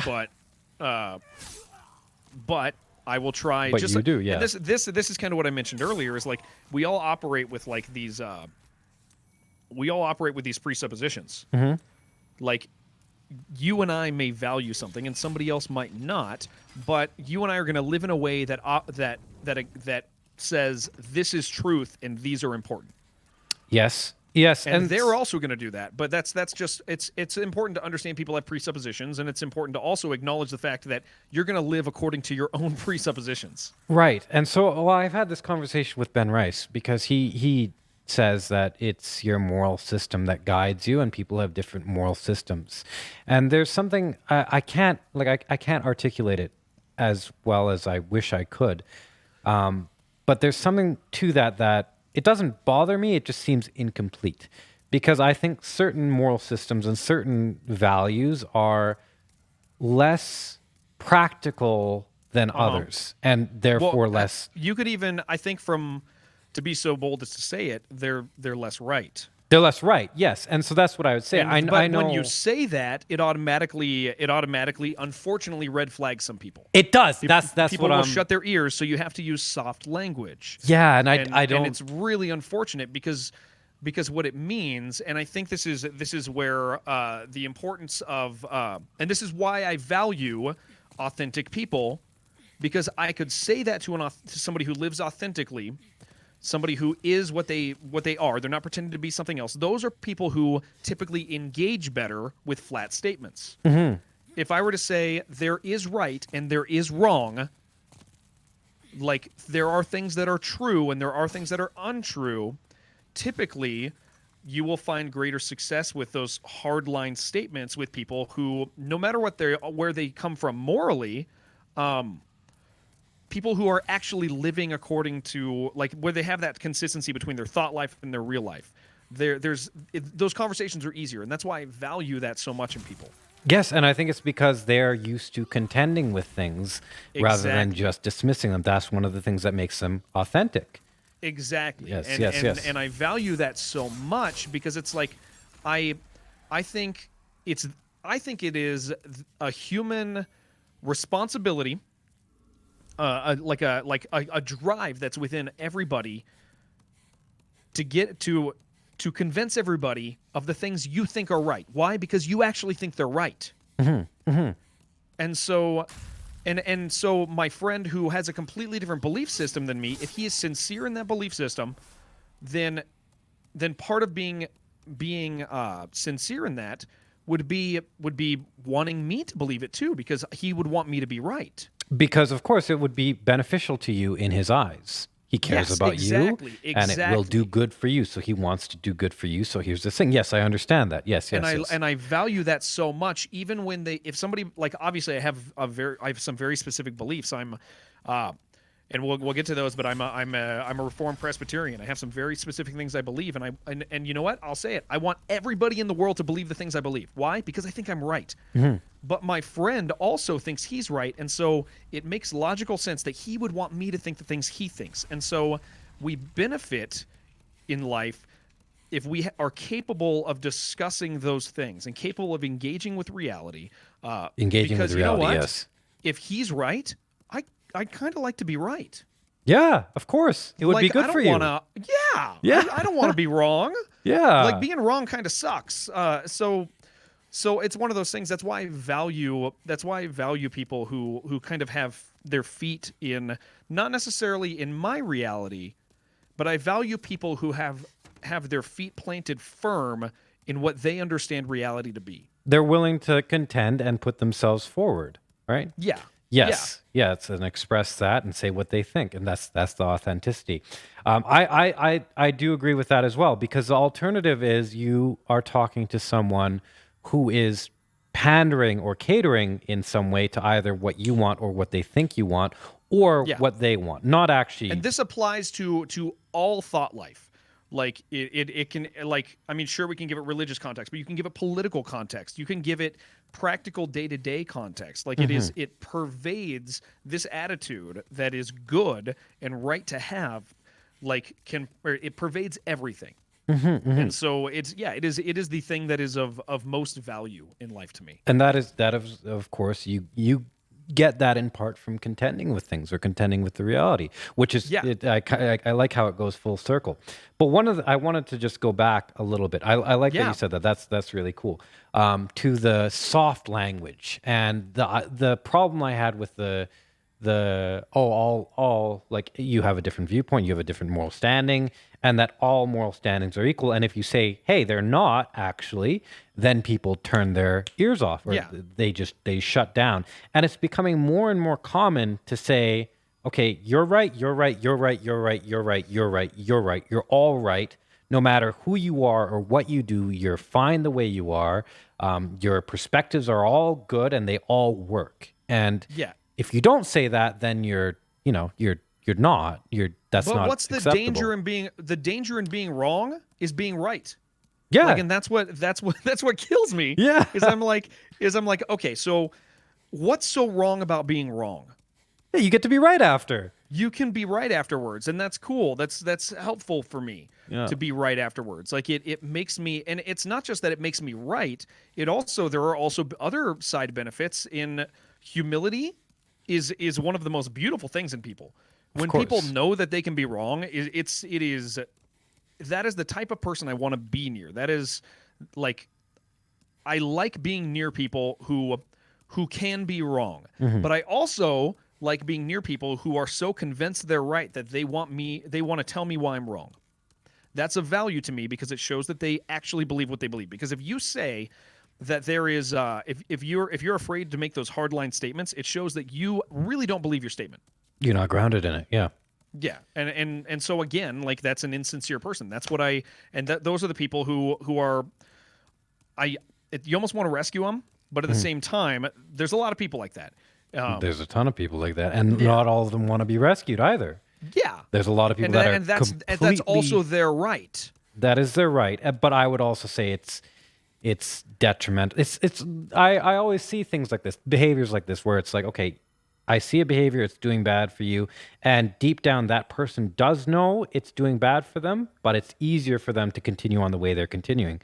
And I see it as pathological, because you're doing something in the moment that's okay, you'll get by, but 10 years, 5 years, 2 months from now, you will suffer in a way that you might not be conscious of.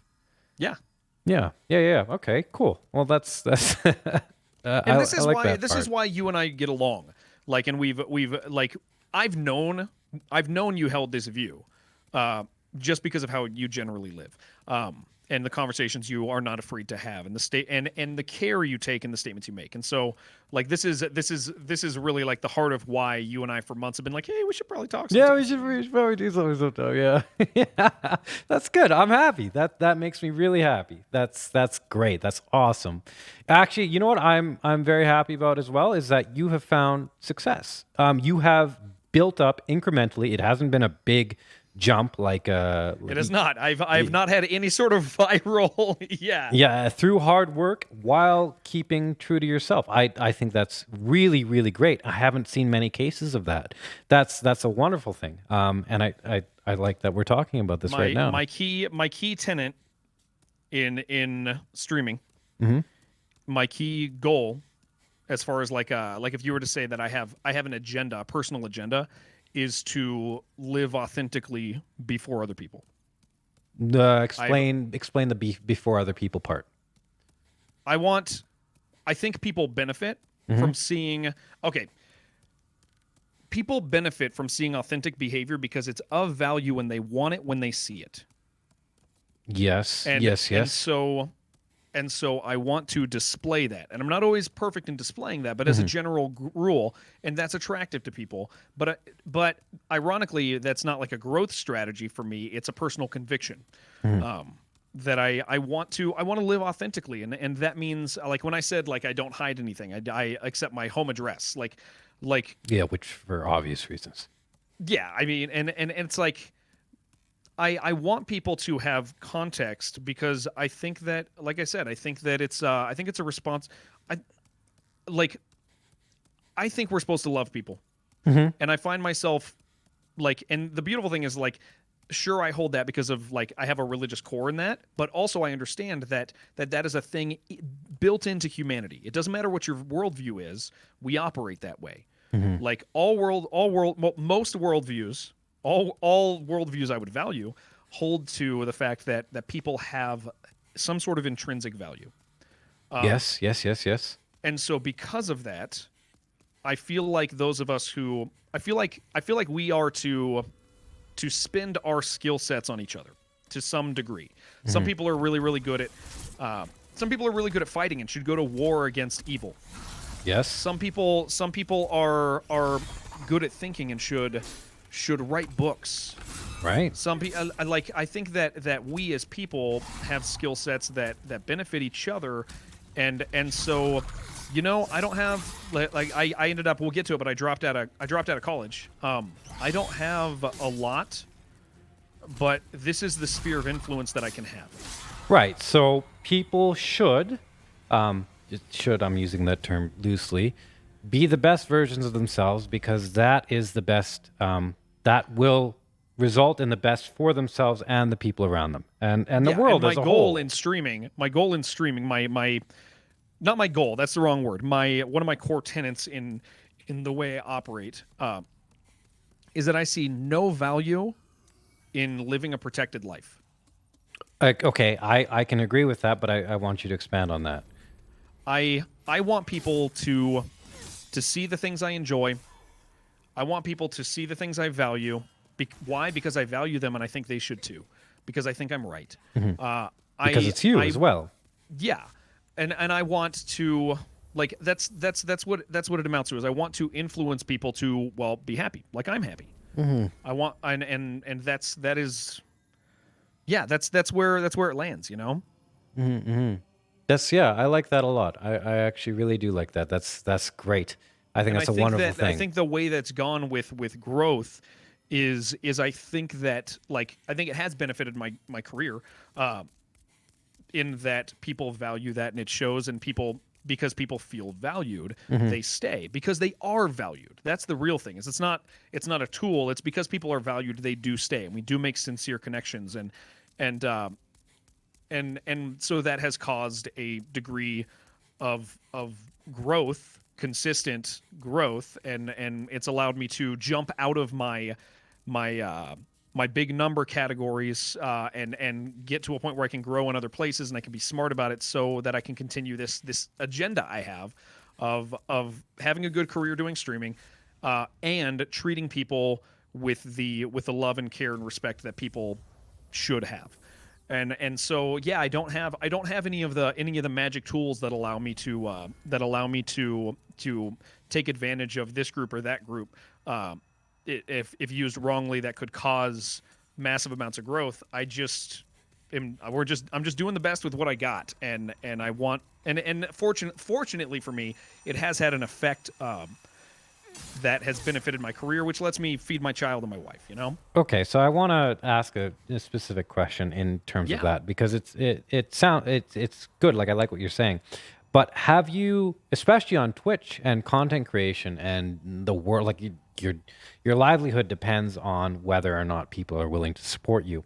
And a lot of whether or not people are willing to support you depends on whether or not they like you or enjoy your content or find some value in you in some way. Now, I do find there's a heavy pressure in a lot of spaces, especially social media, to conform or to say the things that you're only supposed to say or hold. You know, a lot of top streamers are, nothing against them or anything, but they're fairly ordinary people, fairly ordinary content, very comfortable.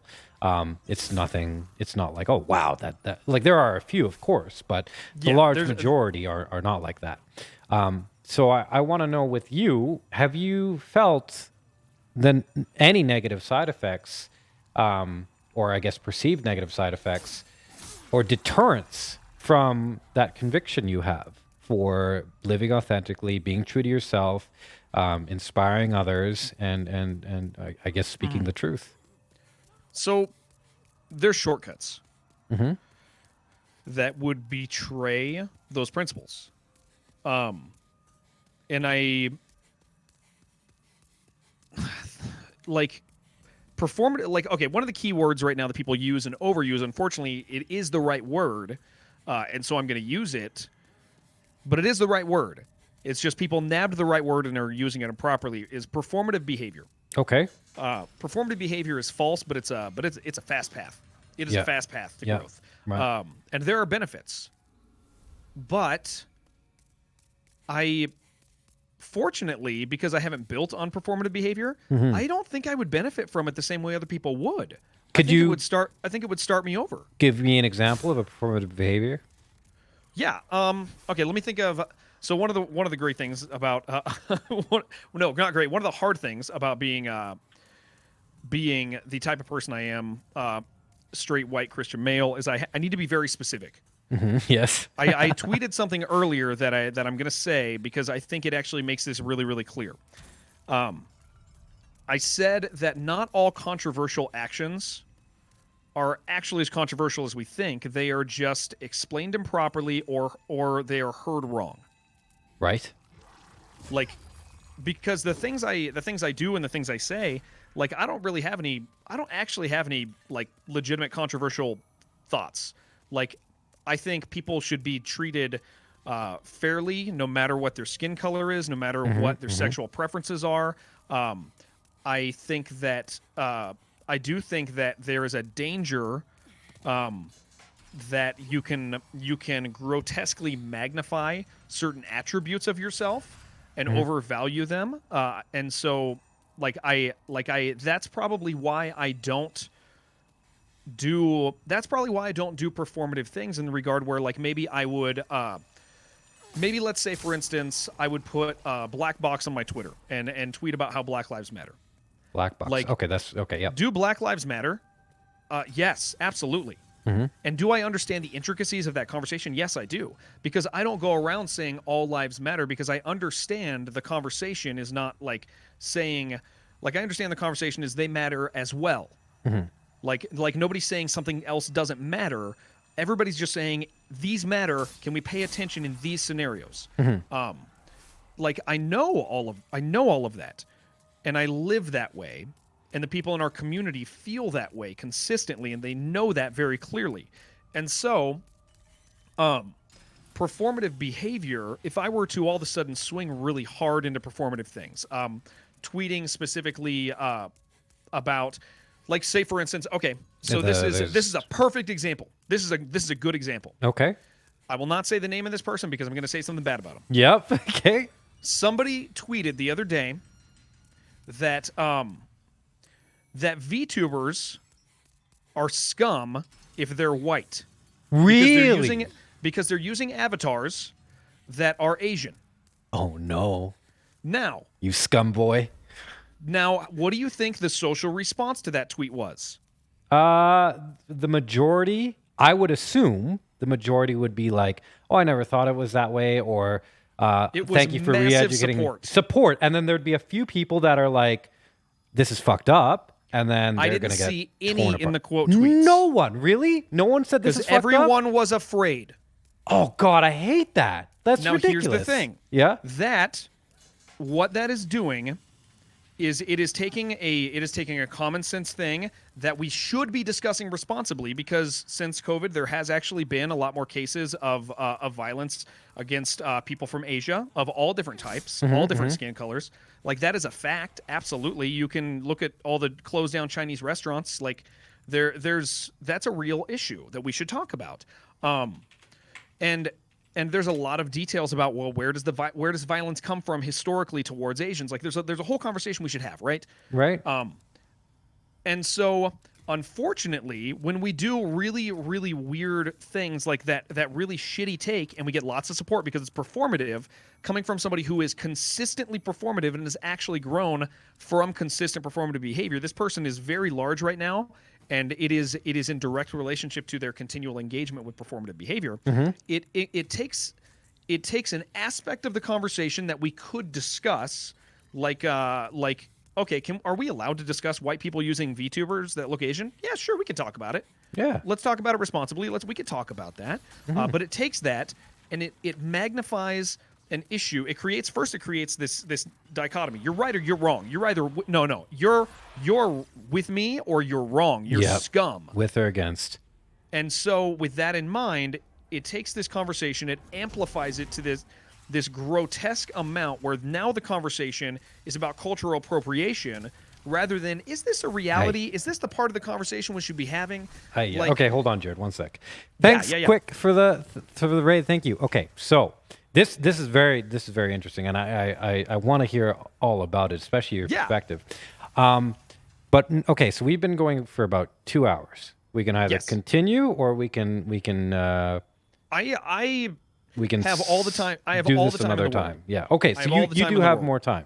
Okay. And technically, I usually stream 6 hours on these days. I don't care how long we talk. Okay. Hey, cool. That's good. Okay. So then why don't we maybe go for another hour, maximum 2, and then. Well, then why don't I pee really fast? Yeah. We can take a quick break and then we'll continue with this. So remember your thought. Okay. Okay. Actually, let me finish that thought because that's we can close that off, and then we'll take a quick break. Could take a quick break. So the problem with performative behavior, and the reason I don't engage with it is there is or things that look performative, is because I don't want to encourage. Like, let's say I could really have I could bring something up that's actually really important. Let's say hypothetically the black square really mattered. Yeah. Let's say it was actually effective. I don't want to engage with performative behavior necessarily because it creates scenarios and habits in people that allows us to amplify improper conversations to grotesque size. And I don't want to do that. I would much rather stay in my lane, for lack of a better word, and engage with people who I actually can affect. People in my life, maybe in my stream, or people I actually see in real life, or potentially people I argue with on Twitter. I think there's value in arguing on Twitter. Because it's while it's not the real world, a lot of people do live only online. So for some people, it is their real world. And so yeah, I think to answer the question, to cycle back to it, I don't engage with that stuff, even though maybe I could benefit from it if I used my brain, if I really, really got crafty. But it would more or less betray. It would betray that aspect of it. Is I don't want to contribute to this culture that is where there are some benefits. I don't feel the benefits outweigh the detriments. I think it's more detrimental, and I just want to stay away from it. What specifically is more detrimental? The performative behavior? Yeah. Because it creates like an odd cultural ability to do weird tweets and get massive support when you tell white people to stop using VTuber avatars. Yes. So okay, before you go, Pete, that tweet was huge, by the way. I think that's fucked up. But I agree. It's the performative behavior. The idea is that it's being so. The reason people do it is because it's being reinforced. And one of the reasons it's being reinforced, there's many reasons why it's being reinforced, but one of the reasons it's being reinforced is for virtue, because people think, okay, they're on the right side, they're on the good side, they're doing compassionate and good things. And on the surface, it might look like that even. But I think there's a combination of things that lead to this, and one is the inability or the lack of ability or the decision not to contend with reality or contend with difficult things. And as such, because of that, they're not thinking further than the level one, the surface level of their statement, right? Otherwise, it becomes very clear, okay, that's incredibly racist. Regardless of who you are, if you're white, you can't do this. That's really racist, and it's so clear, and it's so much common. It just seems like common sense, but the reinforcement of these performative behaviors are incrementally leading to a time or an era or a space, and a very big space where things that are ridiculous and nonsensical are acceptable. And what happens from that is when it's like a disease, it's like a virus. It's like if you have here's the funny thing is for so long we've said, like, people have always said, like, it's a slippery slope. It's a slippery slope. And then one side says, no, that's a bad argument. It's not a slippery slope. Stop saying that. But then we start slipping down the slope. Mm-hmm. Yeah. And it's like, okay, well, did we tell you about this? And it's like, yeah, but it's not a slippery slope. As somebody plummets down this hill that's just gotten too steep, but they're still denying that the slope is slanted. Yeah, they're falling and they're like, no, I'm everything's good. And it's like, no. Yeah. No, you can't even see that you're falling, or you don't want to acknowledge it. So what's happening? It's like I like the body analogy. You have your body. When everything's working. You're fit. You move well. You feel good. Everything's nice. Of course, you have to do things like exercise, which you don't like, and of course, you have to do things like eat the right things, which you might not necessarily like as well. But what I think is happening is people took their body metaphorically and said, you know what? For a while, I'm just going to do stuff that I like, and I don't care what happens or what my parents tell me. And because of that, people don't realize it actually hurts them. It does. It hurts them. Because if it hurts us, it hurts them. Yes, exactly. And so they get sick from it. You are not living in this in solitude. Like it's always been this way. All people are connected in a meaningful way. Yes. And by behaving one way, sure, it might not feel like it's affecting you now, but it actually does, because it's a detriment to society, and we have to live in a society. Mm-hmm. And it's pathological again, because it's like, and it's much faster pace. It's much faster pace online than the real world. But again, like I said, some people just live online, and we can't discount that. And it's not only that, but online constitutes a massive component of the real world. It's increasingly getting politics, bigger and bigger. Unfortunately, where I go to work, if I were to go to work, like if I was back working at Kohl's again, like I wouldn't run into Twitterites at work. Mm-hmm. Like I'd run into normal people. People wouldn't misunderstand my actions. They wouldn't read into every single word that I say. We'd live normal. But those people at Kohl's are not actually the ones influencing politics. Unfortunately, it is, and you've used this phrase before, but it's the right phrase, is the loud minority. The loud minority and the silent majority. You have the loud minority, and they are the ones currently influencing politics through social media, because unfortunately it gives the impression that this is what most people believe, because I'm screaming really loud. Can't you hear all the voices? Mm-hmm. Can't you hear them? It's us. We all believe it. But it's like, well, what about the 150 people I just hung out with at Kohl's? None of them give a crap about this. None of them do. Like they're not. But heard. that person's That's the dictating. Thing. Yeah. Mm-hmm. Yeah. Yeah. Okay. All right. We can keep going on this as well. But you should go pee. I'll go. I'm gonna pee. Pee as well. Beautiful. Okay. Let's do that, and then we'll. We take a 10-15 minute break, and we can reconvene and discuss. Yeah, I mean, I'll be back. I'm just gonna get some water and pee. I'll be back in like 5, and I'll chat with my guys until I see you come back. Okay, I'll talk to my chat as well. Okay, I'll be right back. All right. Okay, guys, I gotta urinate here. I gotta mute on Discord too, so I don't just. Oh, okay. Look at that. We're at Flame Lurker. Make your dreams. Let me mute. Plasma Punch. Thank you for the Prime sub. Thank you. And quick, thanks for the raid. Everybody, thanks for all the stuff that you've done during this. I've been talking to Jared, so thank you for all of that. Thanks for subbing and stuff. Thank you, Plasma Punch. I hope you enjoy your emotes. He's interesting, huh? He's very interesting. I like talking to him. I'm enjoying this.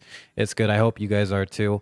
I'm gonna go urinate and come back, and I have some water here. So if you guys have anything to say, we can talk for 5-10 minutes. Ben Rice is here. I think Rebs is here as well. Right? Hi, Kerchak. You guys liking it? And if you have any feedback on what you would like to hear or anything. I'm going to talk about whatever I want to talk about, but I'm interested in what you guys have to say. So let me know. I'm going to go piss. Be right back. Okay.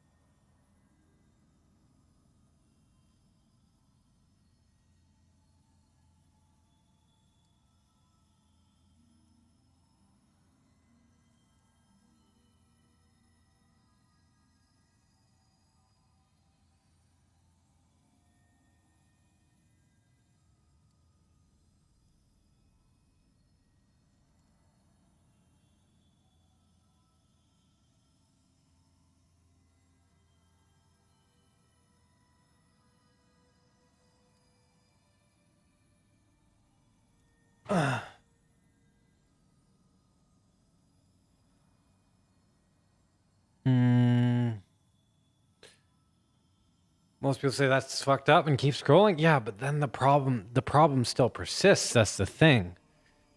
The problem, and I'm not saying they're scum or they should be loud or anything like that. It's just we have to figure out a solution. You can't just dissociate from it. I've been saying this for a long time. Is like, here's a problem. It won't go away by ignoring it. So if you look at it and say that's fucked up, it is fucked up. I can understand just not dealing with it, because of course that's what I do in a lot of cases too. Because it's like, yeah, I'm not touching this, but we still have to figure out how to deal with it. Like, there has to be something. Problems, and it's the whole. But I'm back. Oh, he's back. Whenever he'll say something whenever he's ready. Hey. Hey. Is it you? How was your urination? You know what? I feel a lot better. I've actually had to pee for about an hour, but I'm an adult, so I don't have to pee all the time. So you what any of my suppress friends would say. your urination. Just like Yeah. that. You know what? Okay, real talk. One time I was on a podcast with Vinny Vega. Oh. And hey, he's here. And Vinny, this is a confession to you. I got so close to peeing in a bottle during your podcast because the angle was right. I was like 30 seconds from peeing in a bottle before we ended. Like it was. I really considered like just hooking it up and going. Why didn't you just say, "Hey, yo, I gotta pee"? Because the conversation wasn't like at that point where I was like, and I was involved enough that like it wasn't the right time to go. But I was like, I really gotta go. It's kind of, the body says it's the right time to go. Yeah, you gotta listen to your body. Yeah. If you're ever in a conversation with me and you need to do something, just do it. It's okay. I don't care. Yeah, it's fine. But it's good practice, right? Because I'm not a child. Okay. Yeah, maybe. I'm not yelling at you. I'm yelling at your kid. No. At my kids. At your kids. Yeah. All the ones. Yeah. These. Hi guys. Yeah. Yes, you're a child. There's someone that you might like. His name is Gabor Mate, and he talks a lot about this stuff, about how you got to listen to your body and stuff. I don't know if you'll like it, but you would probably find it useful. Yeah. Okay. All right. So we can take this anywhere you want. You're the boss. So, well, why don't we plan this out? So we should, these things, any more than 3 hours will start getting exhausting for the both of us. Unless you want to keep going, and that's fine. We honestly, maybe could. I'm good for however long you feel. Like I said, I mean, part of this for me is like my life works because I don't have another job. This is what I do, and my family expects me to be working. So you're right. You know, I used to work like 50 hours a week, so streams are nothing. Nothing. So I'm here as long as you want. Right. As long as you're enjoying yourself. Of course I am. Yeah, I am. I just we'll do. I also know often you have things planned. No, I don't have anything planned today. I'm good today. Yeah, I'm good today. Saturday is the day I'm good, and my ankle's busted anyway, so I can't really do much. Is it Saturday? Is it? It is Saturday, isn't it? Yeah, it's Saturday. That's when we're meeting. It's Saturday. So why don't we do another hour, maybe 2-ish, and then we can do another one later if you would like. Yeah, sure. Okay, so then we can go in two directions here. We can go with the performative behavior, which is very interesting because you spoke about it very well and articulated it very well. Performative behavior. I have to. Yeah, that's good. Or we can go, because where we left off in your life was when you were about to go to China and smuggle Bibles, and both let's continue to have the conversation we were having, because the China one that all of a sudden is a hard turn, and it's a good starting point as well. Okay. Because I'm about to go there, and we know how we got. Like I know where we can pick that up. So to not cut this conversation off, we can continue this. Okay. So then I have a question about performative behavior. I want to know what you think about this. Okay. So obviously, performative behavior is non-authentic. It's not who you are. You're saying something to get a response from a person or a group of people. You're performing for them, and that in itself is a lie. It's like, this isn't who you are. You're doing something that. So there's effects that will be had on you as a person for embodying something you aren't over a long period of time. Comics go. Oh, Alexa, no, stop it. Comics go through this a lot, and you see a few that commit suicide, where they say, yeah, people liked me for someone who I wasn't, not who I was, and I couldn't take it anymore. Things like that. Like, there's a lot of side effects of being someone who you aren't. But what I wanna ask you is, do you think there will be any side effects externally? Like in 2 years, 3 years, people will say, oh yeah, that guy, like, fuck, we don't deal with him anymore. So here's what I think is I see a connection. Very often people who are guilty of what we would call performative behavior, they all share another attribute, and that's very commonly that they are easily thrown to and fro emotionally, right? Like they're the people who will have a bad day and will take time off from all of these things and will not just be like, hey, you know, taking care of yourself is important, but they'll be like, all right, let's talk about self-care. Like they're people who really, like, they care, not that those things are bad to care about, but they're disproportionate in their life. Yes. I think the performative behavior is probably more a result of being that type of a person. And so I think the results from behaving this way are probably more, they're probably bigger, like the results are probably more connected to everything else in their life. They people like that they change their life goal very, very often and very quickly. And the thing I find interesting and sad is very often those are people that are idolized and imitated. Yes. That's why performative behavior is becoming so popular. But I don't think that's the type of person that I think people need heroes again, man. Like, I know this is a little bit of an aside, but like I think people need to see those people who are making good choices, but also making bad ones on occasion and dealing with those bad choices rightly and in front of people. But I think that, like, there's this thing that is missing. And I think those people, I really think performative behavior and the type of people who commonly do that, I think they'll just go away. They'll be replaced with other ones, but those individual people, I don't think they're stable enough to maintain the stress of public life. It's too much for those sorts of people. It's really unfortunate because people commonly idolize these people, but they're not inspiring. They're not the type of people who are actually exhibiting, where they look like they're exhibiting virtuous behavior.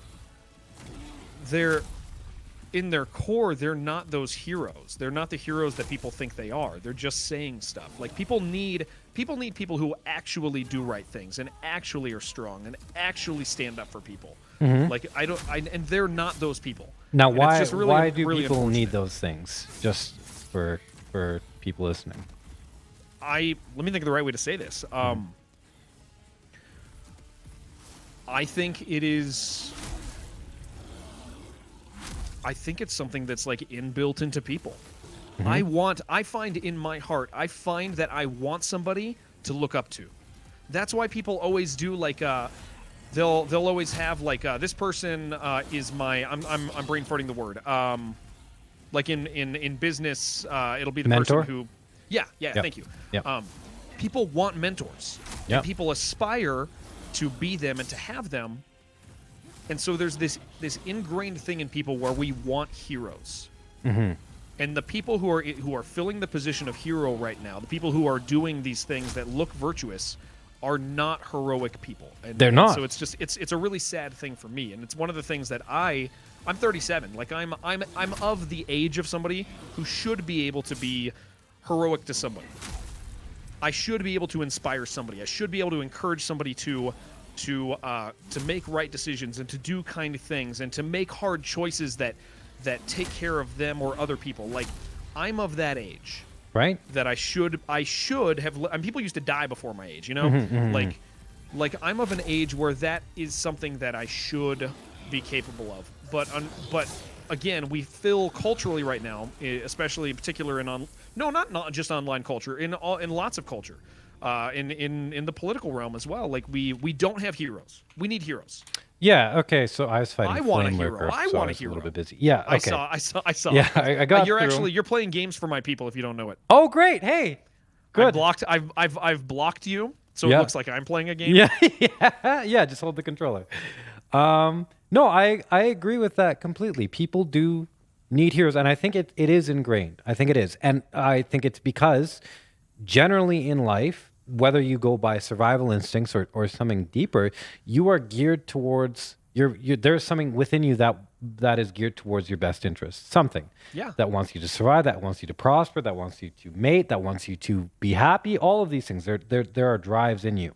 And when you have someone that knows more than you or someone you can look up to, that is an easy path compared to all the chaos of decision around you, and it's like, there's something I admire about him.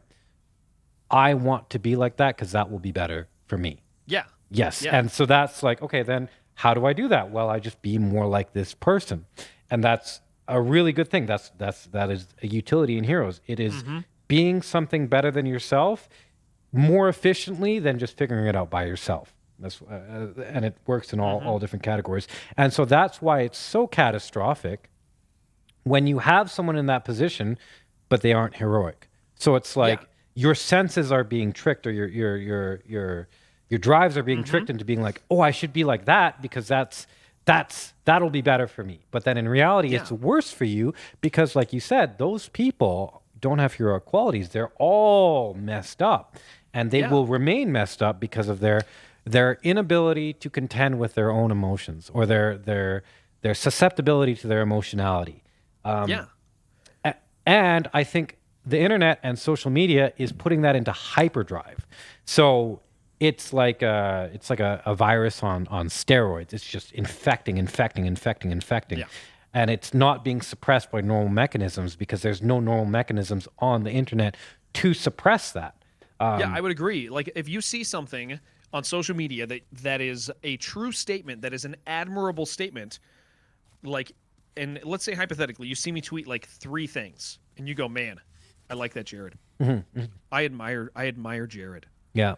Like, well, you don't know me. You don't know what emotional baggage I'm bringing to this and instability. But now, if you're putting me in a heroic place in your life, like, and so it creates it's just, you have people filling voids that shouldn't be there because they're not equipped to do it. They aren't. Yeah, it's true. They should not be there. In fact, like if my uncle came to family dinner, let's say I have a racist uncle who lives racistly, but he says some right stuff at the table. Well, I know the full spectrum of him. I know who he is, and I know that while he's saying these right things, he's not somebody I want to be like. And so he can be right over here, but he's not somebody I should be like. I'm not gonna. I'm not gonna model my life after him. But we don't do that online, because Why you get not? these bite-sized takes of people, and it's all you have available. Or honestly, it's because our defensives have dropped a little.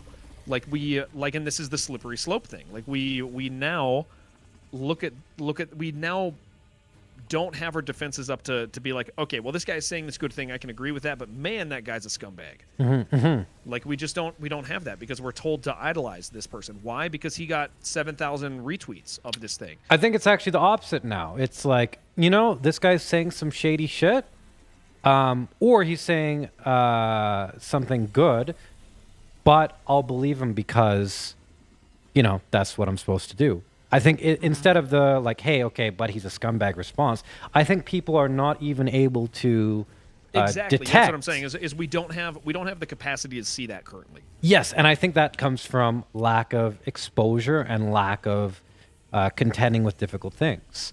Because if you go somewhere and you are around bad people, you will learn very quick what makes them bad and what mannerisms are associated with those things. But I think nowadays people are just like, oh, okay, well, everything's okay. Everything's fine. However you live, however you are. If you eat terribly all your life, you're still a good person. If you do this all your life, you're still a good person. You are still equal to that person who embodies the heroic qualities. It's like, no, that's not true. No, not at all. And there are reasons for that are important to your own well-being. Right? Okay, so then the next question comes from there is, we don't really, well, I think I know some people that I consider very, I would say, heroic, a few of them, and we can go into that as well. But why are there not very many collective heroes anymore? And the people that are considered heroes in some spheres are really not heroic. They're the opposite. Why do you think that's happening right now? Here's my answer to that. I don't know. I just want to be one. You just want to be one, yeah? If that makes sense. And maybe I don't know, because I haven't spent time really thinking about, like, where are they? Because I look and I go, I don't see a lot. I see some people who are admirable, do admirable things. I see some people who would do like perfect example, like in smaller, like microcosmic areas. Like we would look at, let's say Skip is a good example. Is he displayed consistently heroic and sacrificial things, not just in my life, but to other people as well. I've seen him consistently live in ways where he is actively doing good, not for his own benefit, but for other people's, which also benefits him because it makes him happy. But I've seen him do good, and I look at him and I go, that is heroic. Now, he's not in the public eye, but that is a heroic person in a microcosmic way. And so, maybe I don't see a lot of them because maybe I don't have my eyes in the right location. Maybe the stuff that I'm involved with is hero-less, because I am involved on Twitter and I am on Twitch, and like there's not a lot of that there. It also does all people like that also. You know what? Here's what it is. People like that make hard statements. Yeah. And because they make hard statements, they are incompatible with the current way we do things. It's dissuaded. You are in ways punished for being a hero. Yes. The people, they rise up against you instead of embracing you. And I think that's correct. I think that a lot of this emphasis on performative behavior, one of the worst things that actually comes from it is that it dissuades heroic qualities. So you are rewarding qualities that aren't good, and as such, as a side effect, you punish the qualities that actually are good and that you really do want to be. And then there's lots of cases of this as well. And it's interesting if you go into like what the hero's journey actually is, and what the idea of being a true hero, and not all just the glamour and stuff like that, the people who really do sacrifice and you really do consider heroic. It's like you are kind of seeing that today, kind of here and there. And so well, one of the people I really, really, really like, and I would consider heroic, would be Jordan Peterson. And I was actually, I knew you were going to say Jordan. Yeah. You saw the book in the last tweet. Yeah, I mean, and I've also read some Peterson and listened to him, and I really enjoy him, despite the fact that the man can't keep a clean house. Yeah, yeah. Well, he got sick, and he's talked about this. But either way, he is, for me. He's someone that I've watched, and I've tried to be very objective about all the time. And there's many things there. Well, I wouldn't say many things. There are certain things that I don't think he has all together, and that's with everybody. But I think he has so much right. And what he's done is he has seen something that he does not think is right. He has prepared himself. He's so articulate and capable, and he's so quick on his feet, and he contends with all of these things in front of him, and he does so even though the negativity, like there's positives as well, but the negativity or it's a battle that does not seem to be like that you can win. It's just they keep coming after you, and through here's the thing I said earlier that applies so true to him is he actually doesn't have very controversial takes. He doesn't. His take is, you can't make me say a thing. Don't make me say it. Yeah. You can't make me say it. But he also will say the thing when he wants to, when he values somebody.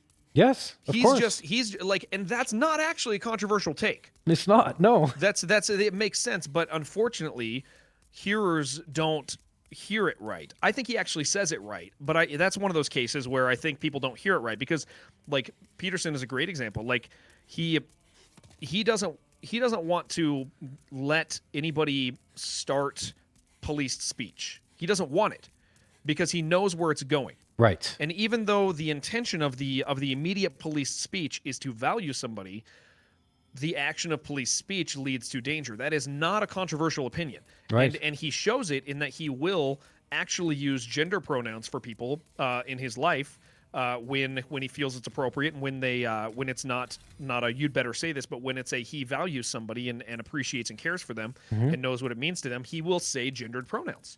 And so that's not a controversial take. No, not at all. It's actually he's showing care and concern for people, and he's also defending something that he sees valuable. And unfortunately, where like he's a perfect example. I think he says that like some other stuff, sure, I mean, like he doesn't have everything together, but on that topic, I think he's saying it right. I just think that people want to hear him wrong, in part because it benefits them to hear him wrong. Okay, explain that part. Why do you think it benefits them to hear him wrong? Having a unified target, yes, gives you lots of friends. It does. Well, and gives you lots of power. Yeah, it gives you lots of power. And so if I'm able to, I mean, we see it all the time on Twitch. We see it all the time on live stream fail. Like, if I'm able to make a target by misunderstanding something somebody says, no matter how well or right they've said it, whatever it is, I can misinterpret it. If I get 5,000 people to agree with me, man, I'm powerful. And it's unfortunate, by having a target, it unifies people who are up to no good. Yeah, it gives them I think that common purpose. Yeah, and when people are working together, they get more stuff done, unfortunately, which, I mean, I love the picture. I think it's the what is it, the two Jews? Yeah, that you use. I love that because that's true. Yeah. That they're together and we are not. Actually, there's something that was interesting.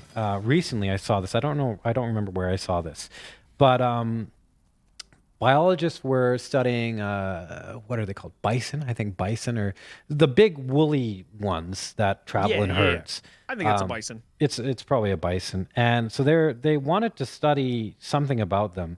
So what they did is they painted because it's very hard to keep track of them because they all look alike. So they would look, observe, go down to write something, and then look back up, and then be like, okay, I don't know which one it was. So what they did is they painted a red X or a red mark, something. I don't think it was an X, on the one they were studying, just to keep track of it, right? And what they found was that bison died almost immediately. And it was because one of the defense mechanisms of the bison is that they blend in, so that predators can't really work together very easily to target one. But as soon as you put a differentiating factor or mark on one of them, then the lions are all like, okay, that's the one we're going after. That's the one we can agree on. And they killed it right away. So if you put that into context here, it makes sense. If people see a mark, a target, Yeah. they're just like, okay, that's where we go. We all don't even need to talk about it. Let's go and attack that person. Yeah. And I think, again, like I said, most controversial, or not most, but a fair amount of controversial topics are not actually controversial. They're just misrepresented, and that's one of the things that I, being who I am, I have to be very careful in the way I say things, because being on public display like that's a continual danger. And at the same time, there are ways you can kind of ignore when people do bad stuff and try to cancel you and whatever. No big deal, right? As long as you know how to play the game. But expand on that. But I also don't want to play that game. I want to know more what you think about that. What game? Oh, and how do you play it? So I mean, it's pretty clear because we see it often enough. I can use a couple examples. So I can use a couple examples with names and a couple without names. Sure. So let's just there's somebody recently who Twitter rallied around to get rid of, and it actually was for good reasons. Although I don't think we necessarily should get rid of people. I think we should just show what people really are, and the people who want to disconnect can disconnect. But right. Twitter unified around this person and was like, hey, this person's a fraud. They're fake. They do all this stuff. I think I might know. Yeah, I think I might know. Yeah. I've gotten in a fight with them recently. Yeah, you actually tweeted their name as well, right? I did. Which you usually do not do. I usually do not. I did that time because it was according to proper TOS rules. I was able to respond, and then they responded, and then I was able to do it. I waited for the interaction. I waited for the interaction back because you can't. According to Twitch, you can't do the name thing, but you can respond. So I did. Oh wow, cool. Hey, I didn't know that. That's really cool. I mean, it's because it's an interaction is the way it works, right? It's I'm not saying something bad about them. I'm saying something bad in response to them. Yes.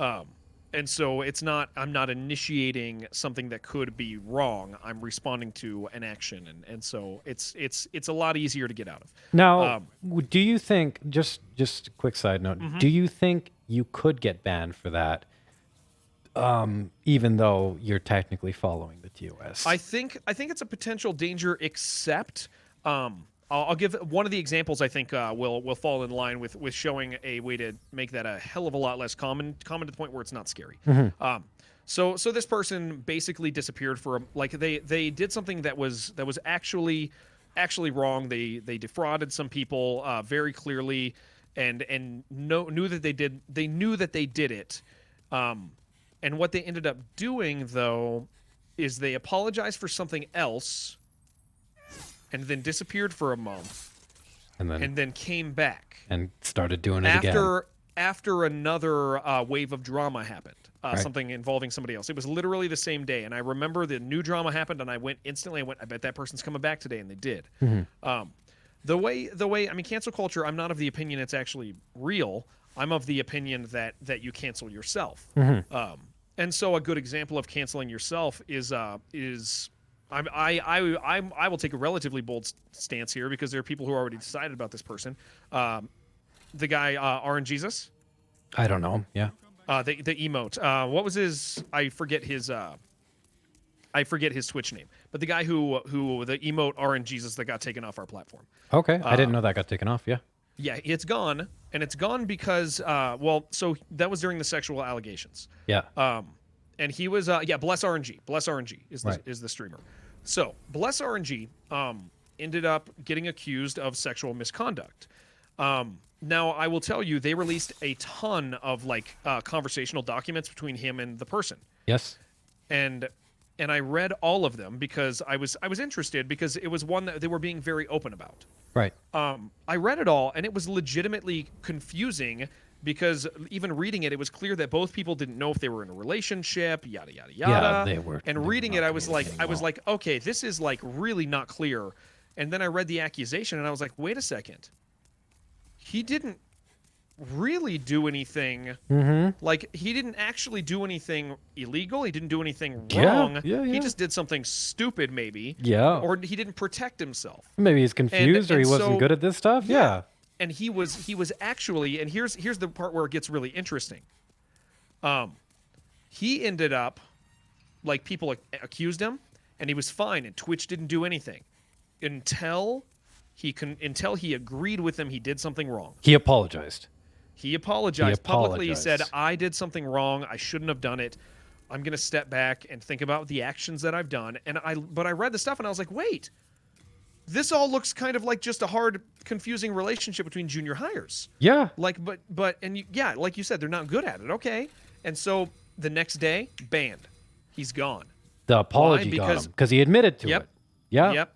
And so that's the thing is, like, unfortunately, and you can take advantage of this whether you're right or wrong, is if the mob comes to get you, if you just close your windows, you survive whether you're right or wrong. They just stand outside until somebody else pisses them off. You do not submit to the mob. Right, and unfortunately that is abused, but it's also it also knowing that can be used properly for people who are being abused. Right, and it's like it also comes down to like even without that statement, it's like, why would you ever apologize for something you didn't do wrong? You never do that. That's a lie. You never apologize for something you didn't do.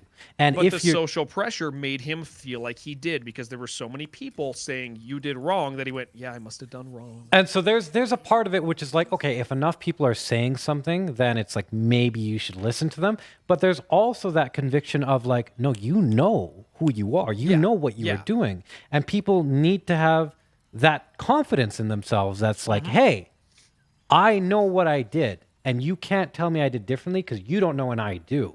Yep. And of course that can be abused. Go ahead.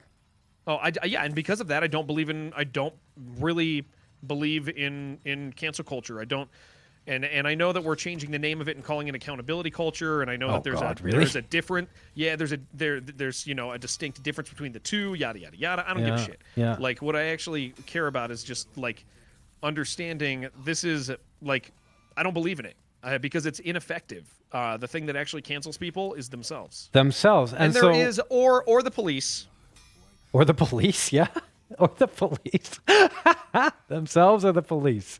Fair enough. I mean, if it's a legal thing, then clearly that's going to happen, right? Yeah. But if it's not if the law hasn't been broken in general, I mean, and that's why I'm not concerned about, like, I'm just really careful with playing by the rules. So more than anything, so that I don't have Enter the Dragon. trouble Thanks for the 1,000 bits of dealing with it, because I don't want to go away for a month. Yeah, no, I agree with that, and that's also, well, fuck, I just lost my train of thought. But that's very, what was it? Cancel culture, cancel yourself. You'd have to re-say what you were saying, Jared, because I just lost it. Someone gave me 1,000 bits, and I was like, "Oh, thank you," and I lost the the train of thought. Yeah, somebody help!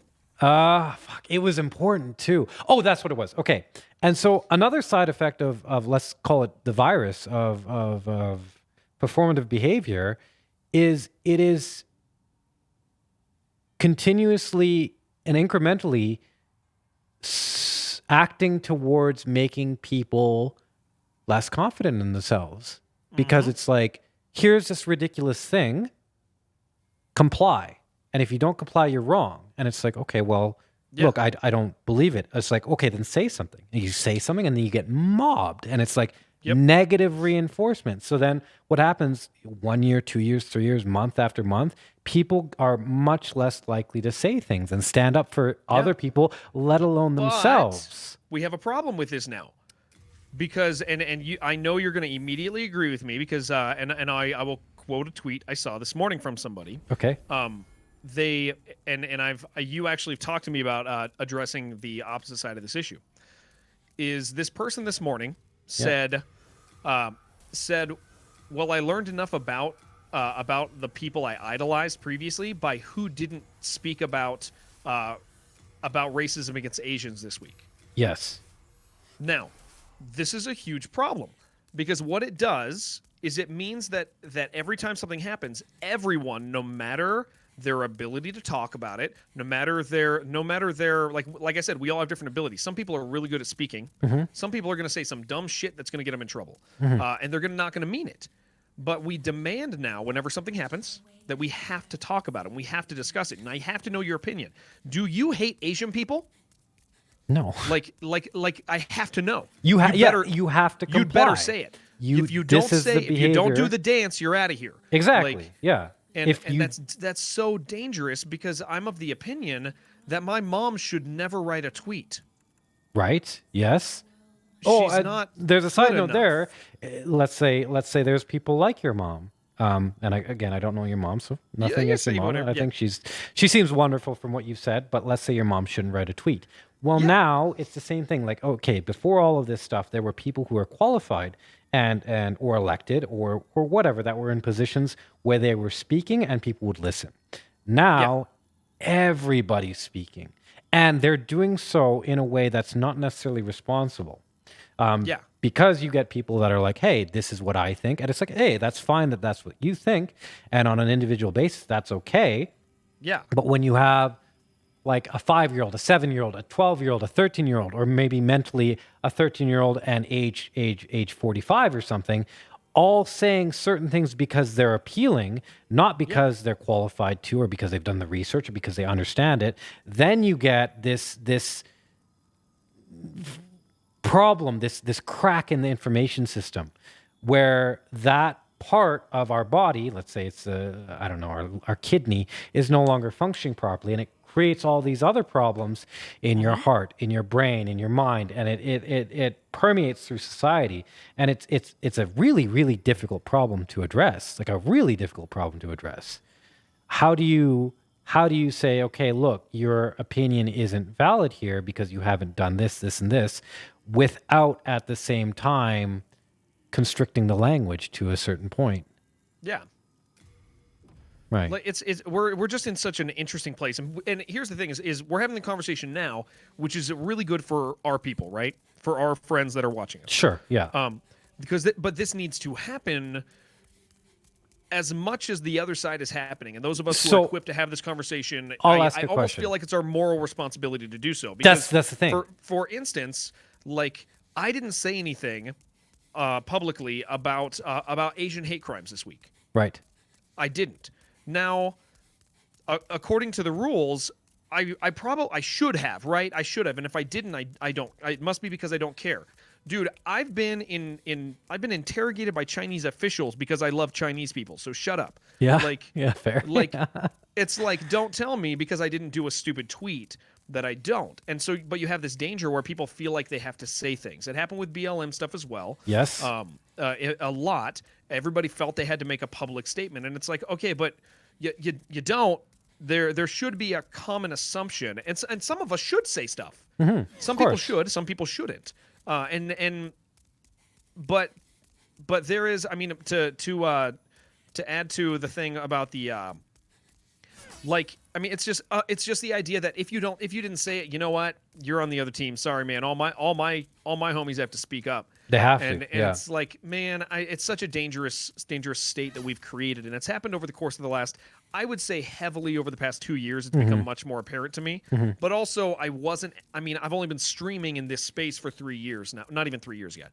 So it's like maybe it was there longer. I don't know. All that matters is it is here now, and if I'm equipped to do it, I probably have a moral imperative to carefully fight against it, right, for the sake of my friends who are getting pulled under the water. Yes. Okay. So here's the thing with that. Well, back to the hero thing. I said this. I think I tweeted this. I think the people that you will look up to won't be heroes anymore. They'll just be skilled chameleons. They're just like me. Just like, what do you mean? Just like you? Like. Okay. I'm broken. I'm a young man. I'm trying to figure out life. Like I need somebody to look at who, while they're not perfect, and while they have some stuff in their life, I need somebody to look up to. Right.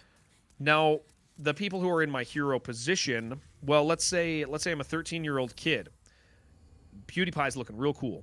Yeah. Like, is he the person I should model myself after? Now, personally, I actually really like PewDiePie. I think he's very funny. I think he's great, and I don't enjoy know him. him. And he's gone through some stuff that's actually grown him as a person. But point is we select our heroes by how much fun we have with them now. And that's dangerous. They're just like me. That guy is he's accessible like me. He's broken like me. He misspoke like maybe I have, or like they're the people who are filling my hero slots are no longer heroic. I'm picking them because I relate to them, because they're like me, not because I want to be them, but because that guy's a lot like me, man. That's cool. really interesting. But I'm a broken person, right? As a young man. Right. Not that all old people have it together, but generally, 13, 14-year-old guys, they do not have it together. Yeah. Yeah, and they need role models, and they're picking people that are them. Mm-hmm.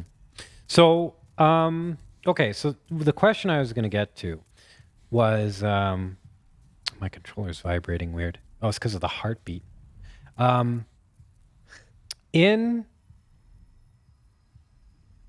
This is going to be a little bit difficult to formulate, but there are things that are going on that are just clearly like not good. So this person says this, or you say, like you said, that person said, hey, if you didn't speak up, then you're a problem. Or during the BLM thing, during the Me Too movement, during all sorts of different activist movements, during the trans rights, during all sorts of things. There are things that make sense, of course, but then there are things that grossly do not make sense. Mm-hmm.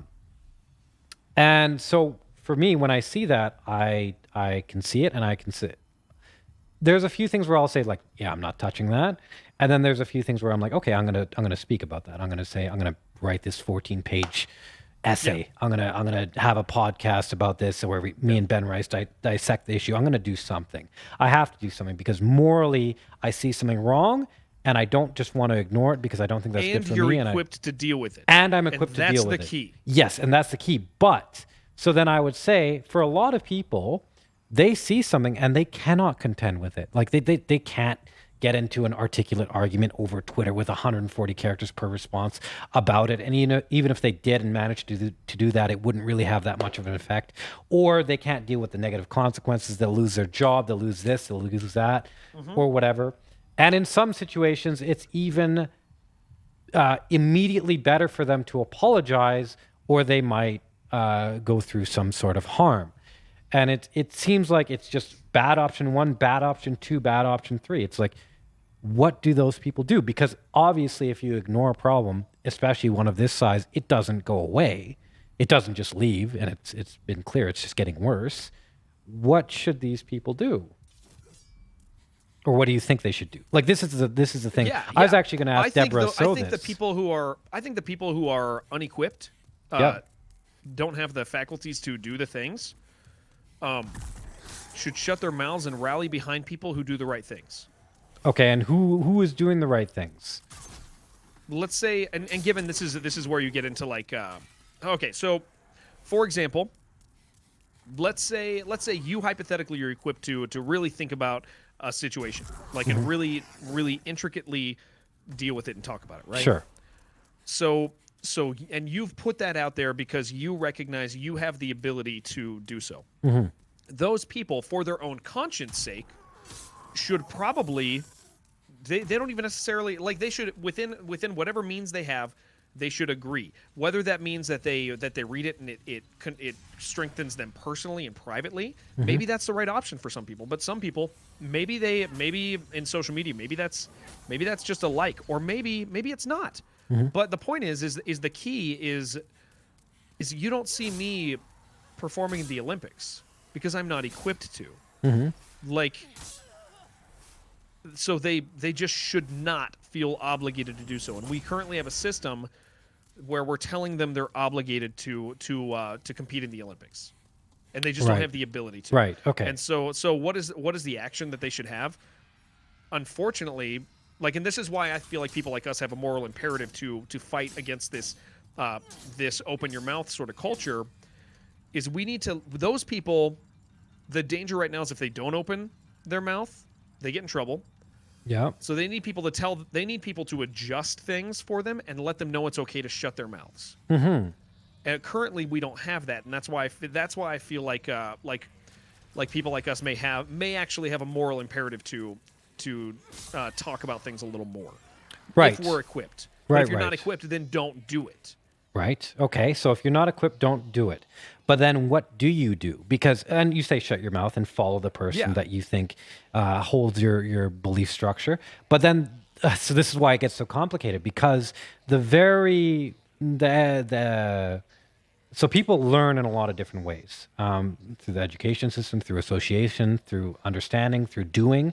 A lot of the atmospheric effects right now of the loud minority are that I would consider people learning bad behaviors from that. And I say bad as in like, what I mean by bad is detrimental to themselves and everybody around them. And so because of a combination of things, lack of development, lack of encouragement to contend with things, and lack of let's say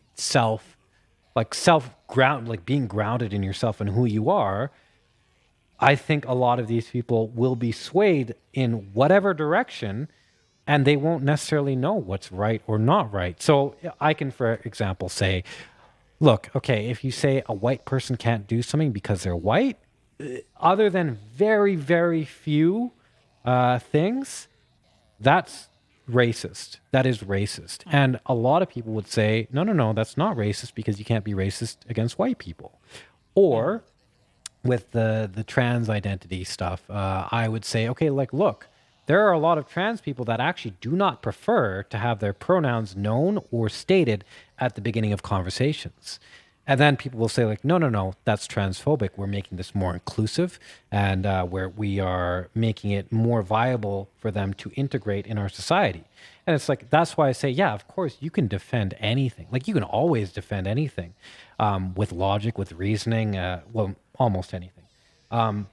But it doesn't necessarily mean you're right. And for a lot of people, having faith in the right people will lead them. I think that's I'm not religious, but I think that's one of the things that religion actually did right. It guided people that wouldn't get there otherwise, or were unlikely to get there otherwise, in the right direction, depending on their level of capability. So here it's like the very systems, like everything is messed up. It's not just we don't have heroes. It's that even if we do have heroes, we don't recognize them. And there's pressure to not recognize them. There's pressure to not recognize them. There's pressure, even a like. Someone will say, oh, you liked this person's comment. Like, fuck. Yep. Man, when I was talking about quote unquote controversial opinions, and I haven't said anything very controversial. There are people that said, why aren't you talking about this instead? Or why didn't you talk about this person being abducted? Why are you talking about this? It's like, oh, I see a problem here. It's like, well, you're acting against the movement. It's okay if people lose a couple of Twitter accounts, or like, people are very good at justifying certain things. But there are so many people that will not interact with me, or quote unquote do not like me, or think I'm racist, homophobic, whatever. Without I've seen a few glorious arguments. Yeah, without actually contending with what I'm saying. And so it becomes a very difficult problem of, well, look, right now there's momentum in the direction of something that's not good. And the people that do not agree with it, the majority, I would say, a few of them are capable in dealing with it. And you see them. Some of them are successful in doing so, very few of them. And others are okay. They can handle themselves. And for the other big chunk of the people, they can't really articulate, or they can't really argue back and forth, or they can't really deal with it on that level. Yeah. So they have to, well, so the system's completely broken right now. Yes. There's not a way for people, for the majority of people, to do something right. Yes. So the question, and that's the shitty thing about it, becomes, okay, so then what do they do? Because obviously they can't have Twitter arguments. They can't make they don't have a platform to speak on. They can't go to their work and rally. You know, it will only be negatives and negatives and negatives for them, and their life will be in shambles unnecessarily. And a lot of people just choose not to engage with it. And I can understand and respect that as well, because it's like, usually when you engage with it, things don't go right. It's not like you're worshipped or anything. Well, so a lot of people, when they engage with it, even with proper opinions, still take heat because they are poorly spoken. Yes. And that's the real danger, is even if you hold a right opinion, like, you can still be punished for it, and that's what makes it so scary. Like that's what makes that. Last time this conversation went up, I remember I just saw that. That was amazing. That fucking sucks. Yeah. Wow. Yeah, that's okay. It makes it. I remember. Okay, so what? 6-7 months ago or whatever. I don't know how long ago it was. I tweeted about how I don't think people need to say anything. Right. And I got a lot of messages from people saying, "Thank you. I really needed to hear that because I didn't know what to do. I felt trapped." I probably got 5 or 6 private messages from people about that. And it's like, man, if 5 or 6 people are going to message me, who only has, at that time, I probably only had 1,000 Twitter followers. Like, if I'm going to get that many messages, that means it's a really common thing for people to feel trapped. And I wish that there was I wish it was just like, hey, just shut your mouth. Because you're right, they can't shut their mouths. We haven't allowed them that thing. And I feel like because there isn't a solution, that is the specific reason I feel moral imperative for those who are equipped. Like if they were capable of shutting their mouths, I actually don't think I would feel moral imperative to engage in that conversation. I wouldn't feel the need to. It wouldn't be a necessary, or probably wouldn't even exist. But because they are trapped in that sort of thing, that's why I say there's a moral imperative, because there are people who are going to do something wrong no matter what. Yes. So they just need a few more people to keep saying it's okay. And unfortunately, those people, like, let's say hypothetically, guys like us, who are going to say it and are going to be careful in how they say it. Well, you and I know both of us are actually equipped to deal with the social repercussions of it. Right. Like will it cost me something? Maybe. Would I be willing to and capable of navigating that? Yeah, I absolutely would.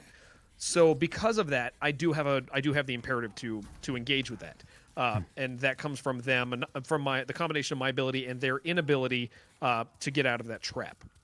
So I don't actually think there is an answer for them. I don't. That's the difficult thing, because it's like, well, for example, what compels me to say something about this or do something about this is not the benefit, not the result. I've said many times, nothing good comes from me saying this, other than some people might be able to, like I get a message here and there that's like, hey, thank you for saying that. So that is some good that comes from it, but not any success, growth, financial benefit, nothing like that. But what compels me to do it is like, hey, there's something wrong here. I need to do something about it. Here's what I can do. But people, I think people still have that in them. Hey, there's something wrong here. You need to do something about it. But they don't have the means to do something about it. But I think there's something very, I would say it's hidden.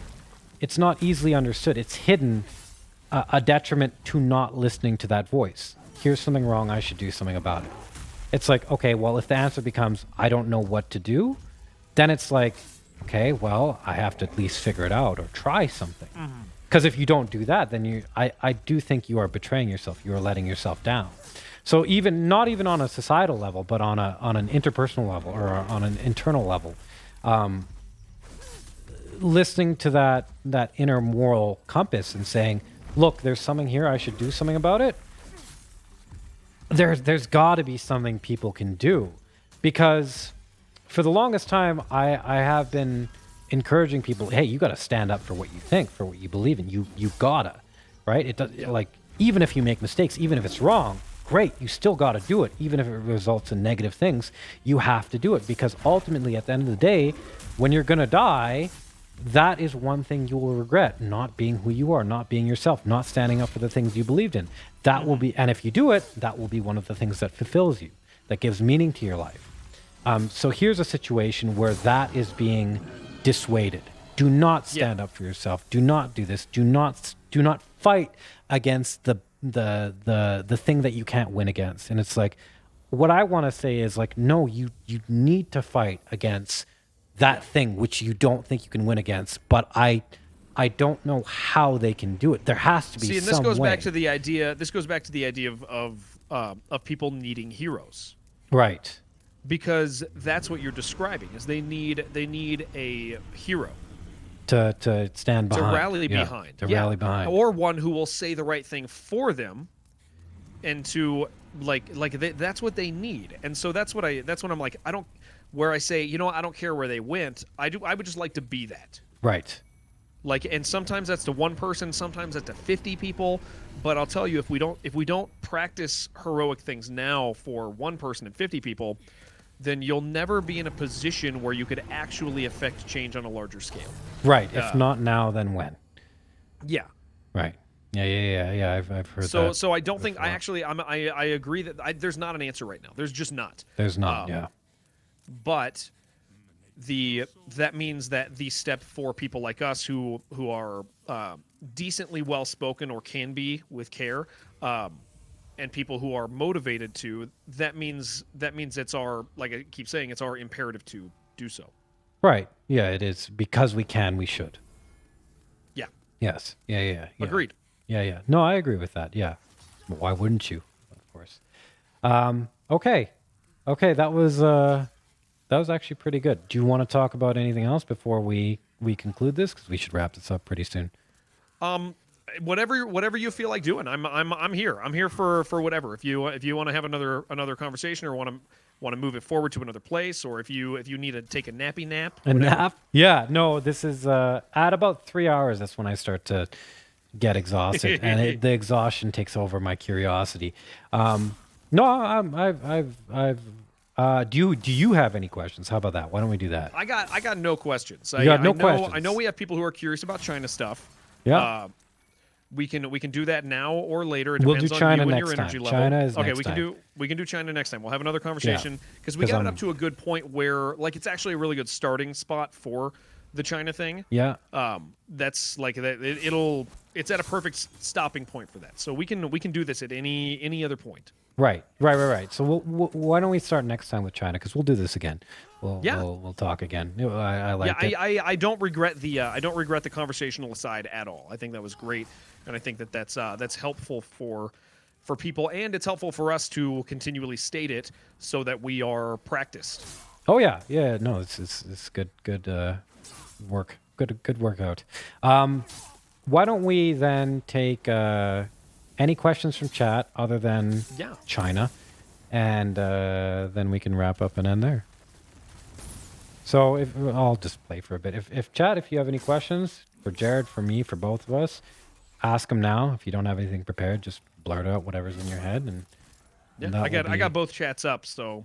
Oh, thank you. Good. You're way better at this than I am. Oh man, you are on top of things. I got 4 monitors. I got to put something. You got 4 monitors? I want 5 so bad, dude. Doesn't that mess with your performance? No, not really? At all. No. What? I know, it's incredible. I really want 5. You have no idea. Oh man, that is so cool. I'm sticking with 2 because I was like, I don't think my computer can handle 3. No, get 3. 3 will change your life. Jeez, 3. Okay, I probably will do 3 then eventually. Yeah. Okay, cool. 5. What are you gonna do with 5 monitors? I need a 5th one for okay. So I'm centered on my farthest left monitor.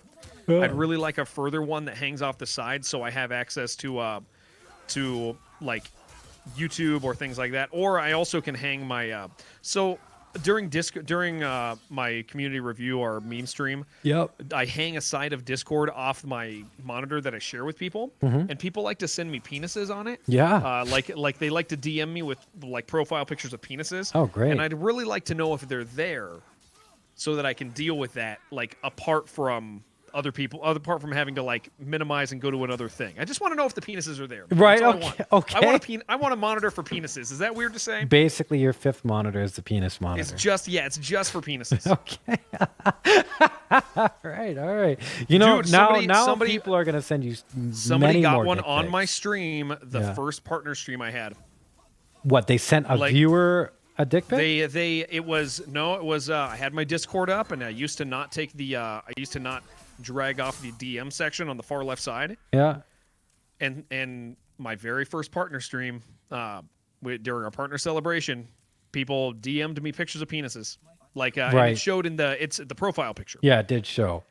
Yeah, so I actually had to. I didn't respond. I'm not new to this thing. I just acted like nothing happened and moved them off monitor real quick so that nobody could see it. And then, why do they do that? Yeah, dude, because they want penises on. I don't know. People like them. People like them. They do.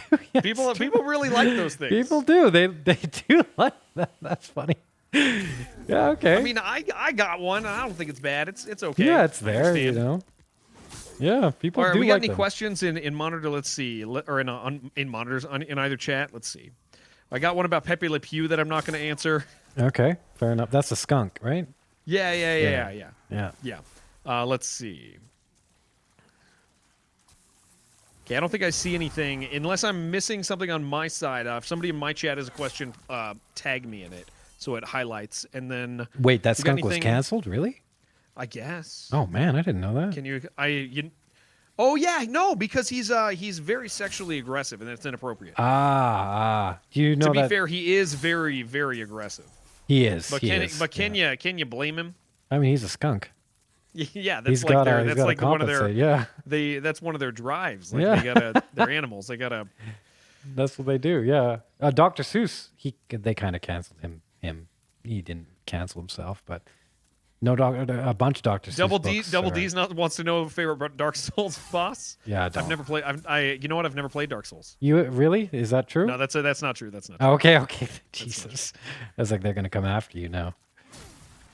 Okay. Yeah, cool.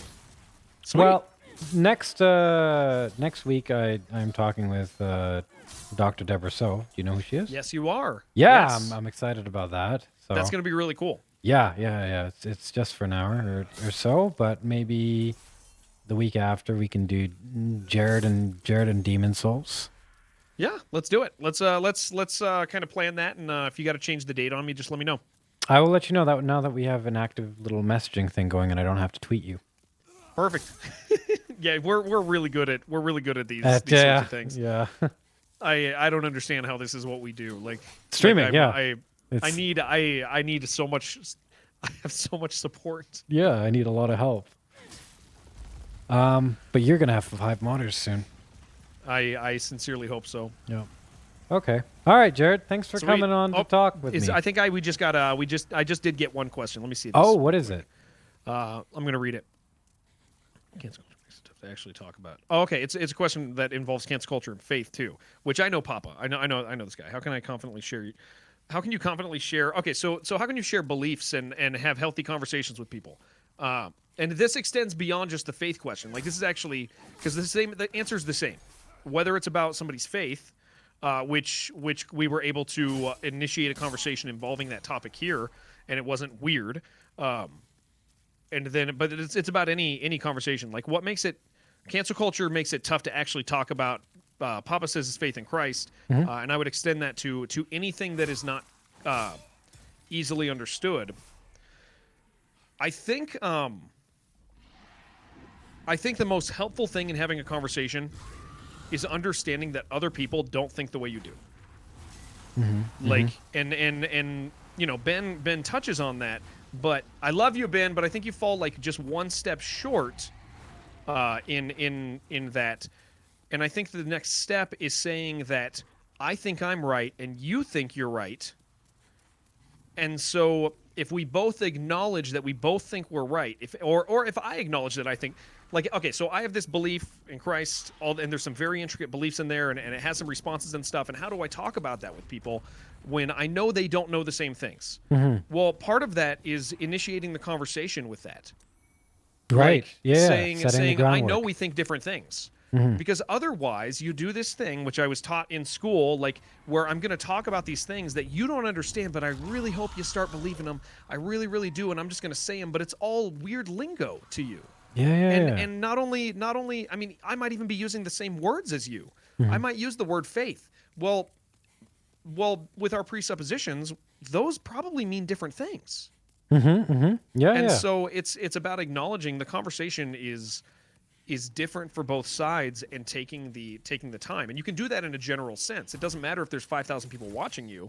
You can still do that because you have to understand most of them just they have a different dictionary. Yeah. I think Ben Rice said he said this as well. He said you have to establish the same goals to the discussion. Like if you obviously if you don't understand each other, you're not going to have a discussion. But at the same time, if you understand each other and you want different things, you're also not going to have a good discussion. So if the discussion is about figuring something out or understanding each other better, then you'll generally do okay. But if the discussion is about winning, then, well, one of you is going to be a loser regardless, right? Yeah, yeah. So, yeah, I think that's so. Yeah, and it doesn't matter what the topic is. It doesn't matter if it's a religious topic or something else. It's that it really is, it's the courtesy of acknowledging to the other person that, that I'm going to say some things and I know that you don't believe them. Mm-hmm.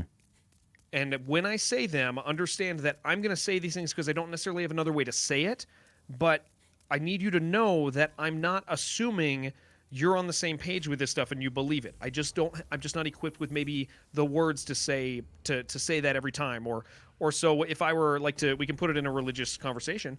If I were to say, I want you to believe in Jesus, that is, well, you said Jesus. Okay, but do you even think Jesus was a real person? Mm-hmm. Do you think that he was the Son of God? Do you think X or Y?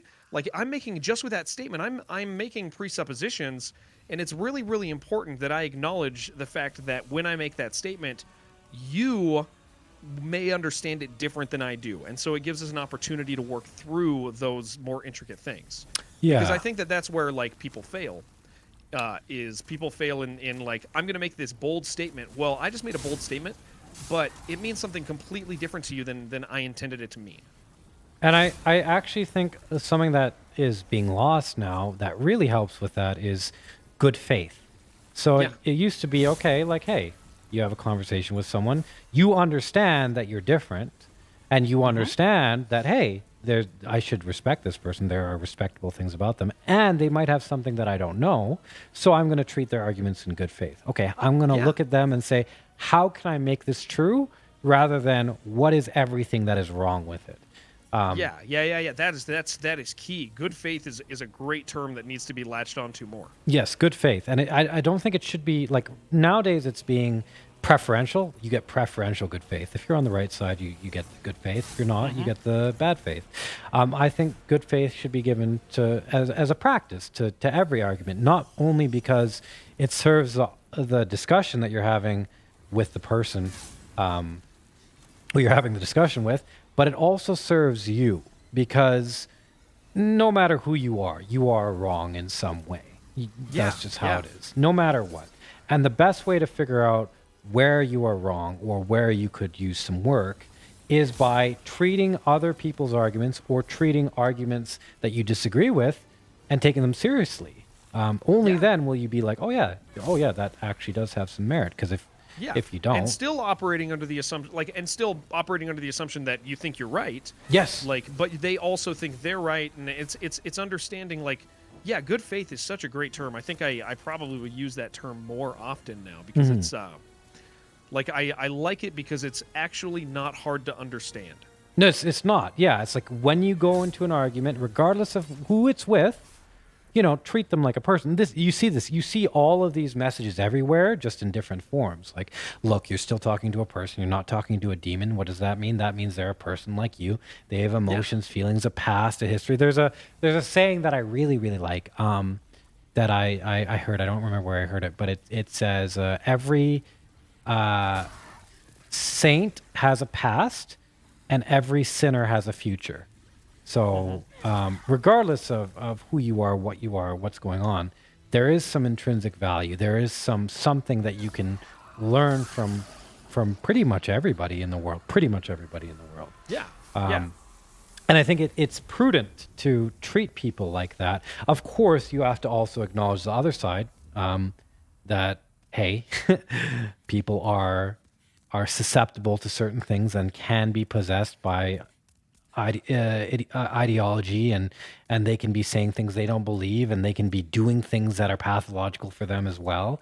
But there's the opposite as well. So I mean, there's a good way to have a general rule, and then also acknowledging that like that's going to happen. You're going to eventually recognize, wait a second, okay, this person, like, there is some dastardly thing going on here, and they actually do mean bad things, or they're doing something truly, it's not going in blind. We don't make a hard rule of like I'm always going to trust this person's intentions, but in general, like trusting somebody's intentions, and to circle it back to Papa's question about like confidently talking about things that people will disagree with potentially. Right, we had to answer that, yeah.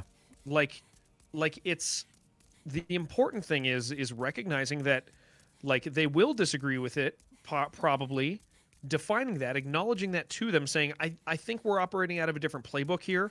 I'm going to say some stuff, and you can say some stuff, and we will we'll kind of come to an understanding of what I mean and what you mean, because I'm not going to assume the things that you are saying I understand perfectly either. Like it really has to do with understanding everybody has different presuppositions and beliefs, and so when you share yours, they have totally, when you share anything, everybody has different definitions than you. So you don't just get to say a thing and hope it changes people, because the thing you say probably means something different to them. Yeah, and that's how I would answer that, is like, I think a healthy conversation about any belief, or whether it's religious, whether it's something about government, whether it's something about sexuality, or roles in society, anything like that, is understanding that the world is complicated and people's worldviews are complicated, and if you start from that point and verbally acknowledge that, it really helps the process of conversation. Like I prefaced earlier by saying, like, I'm going to say things that I know you guys don't think are true, and that's fine. I'm going to say them because I don't have other language for this. Yeah, and we can discuss that. So it's not that I'm assuming you also agree. It's along the lines of like, well, why did you do that bad thing? Well, I don't think it's bad. Like, well, you did a bad thing. Yeah, but I don't think it's bad. Well, you did bad thing. I don't think it's bad. Like, that's not going to go anywhere. It's a different. It's a different definition. It's, the conversation should be, hey, I think that X is bad. I know you don't. So can we discuss that as we go? Right. And acknowledging that, because that gives people a great deal of comfort. Like, to be like, okay, so they're not assuming that I believe the same thing. Yeah, you don't have to defend yourself. Yeah. One thing, actually, I've talked a little bit with Ben Rice about this. Me and him go back and forth on this quite a bit. Is that I also think it's okay to disagree. It's okay if you say something and they just don't hear it. It's not great, but it's okay. And if they're upset at you for it, it's all right. One of the things I want to emphasize there is, what is more important in that situation is your expression of yourself. So if you know something is right, and you do your work, you do your due diligence, and you build yourself up, and you act that way, then I do think it is a good thing to express yourself that way. So if someone asks you something, you tell yourself, you say the truth, you say what you believe. And even if you know they're going to disagree with you, like, maybe don't put yourself in a situation actively where you seek that out. But if you know they're going to disagree with you, yeah, you say it anyway, because even if they disagree with you, you still stood up for what you believe in, regardless. And that's actually, I believe at least, a very important thing to be able to do, or to exercise, or to build up. And not everybody's going to be capable of that, but it's definitely something to aspire to and to desire in your life. Yes, the ability to disagree. Don't submit, basically. Just don't give in and say it's all pointless, it's all meaningless. Just like, maybe you can do something here, and you should try. And if it doesn't work out, it doesn't work out. That's fine. You can learn from it, right? Looks like Shibby's got a question for you. I'd like to hear your answer on that. Oh, for the... Okay, so I wasn't sure. I was going to answer after. So since you're such a big proponent of JP, I'm curious how you feel about his ideas on the pursuit of happiness, how it's a pointless goal. So I don't think he said it's a pointless goal. I'm pretty sure he didn't. That seems like a mischaracterization. I think what he says... in fact, I know what he says is, happiness comes and goes in your life. There's happiness and there's sadness. There's tragedy. Everybody goes through tragedy. No matter who you are, you will go through tragedy. So you will be happy and you will be sad. So actively striving to be I think the way he means it is actively striving for only happiness will do you a disservice, because it's like it's good, but it's like it's not enough. It won't get you through the tragedy of life, is how he phrases it. What will get you through is meaning, right? And it comes down to definitions. What do you consider happiness? Like Jared says, okay, I want to be happy. I'm happy right now. My life is built around making me happy. But that could be viewed in good faith or bad faith. In good faith, it's like you want to live a very... Yep. And I want the ultimate goal of that statement for me is to go for the greatest happiness, which means sometimes you sacrifice happiness now for a greater happiness later. Right. So it's not just pure happiness that I'm after. My goal in life, like it could be very easily stated, my goal in life is to be happy. Yeah. But that doesn't mean I'm only going to seek happiness. Sometimes it means I'm going to sacrifice something and have sadness now for a greater happiness later. Right. Yeah. And so there's the bad faith, which is the hedonistic, which is just temporary pleasure all the time. And so that's technically considered happiness as well. But it comes down to a definitional thing in one aspect.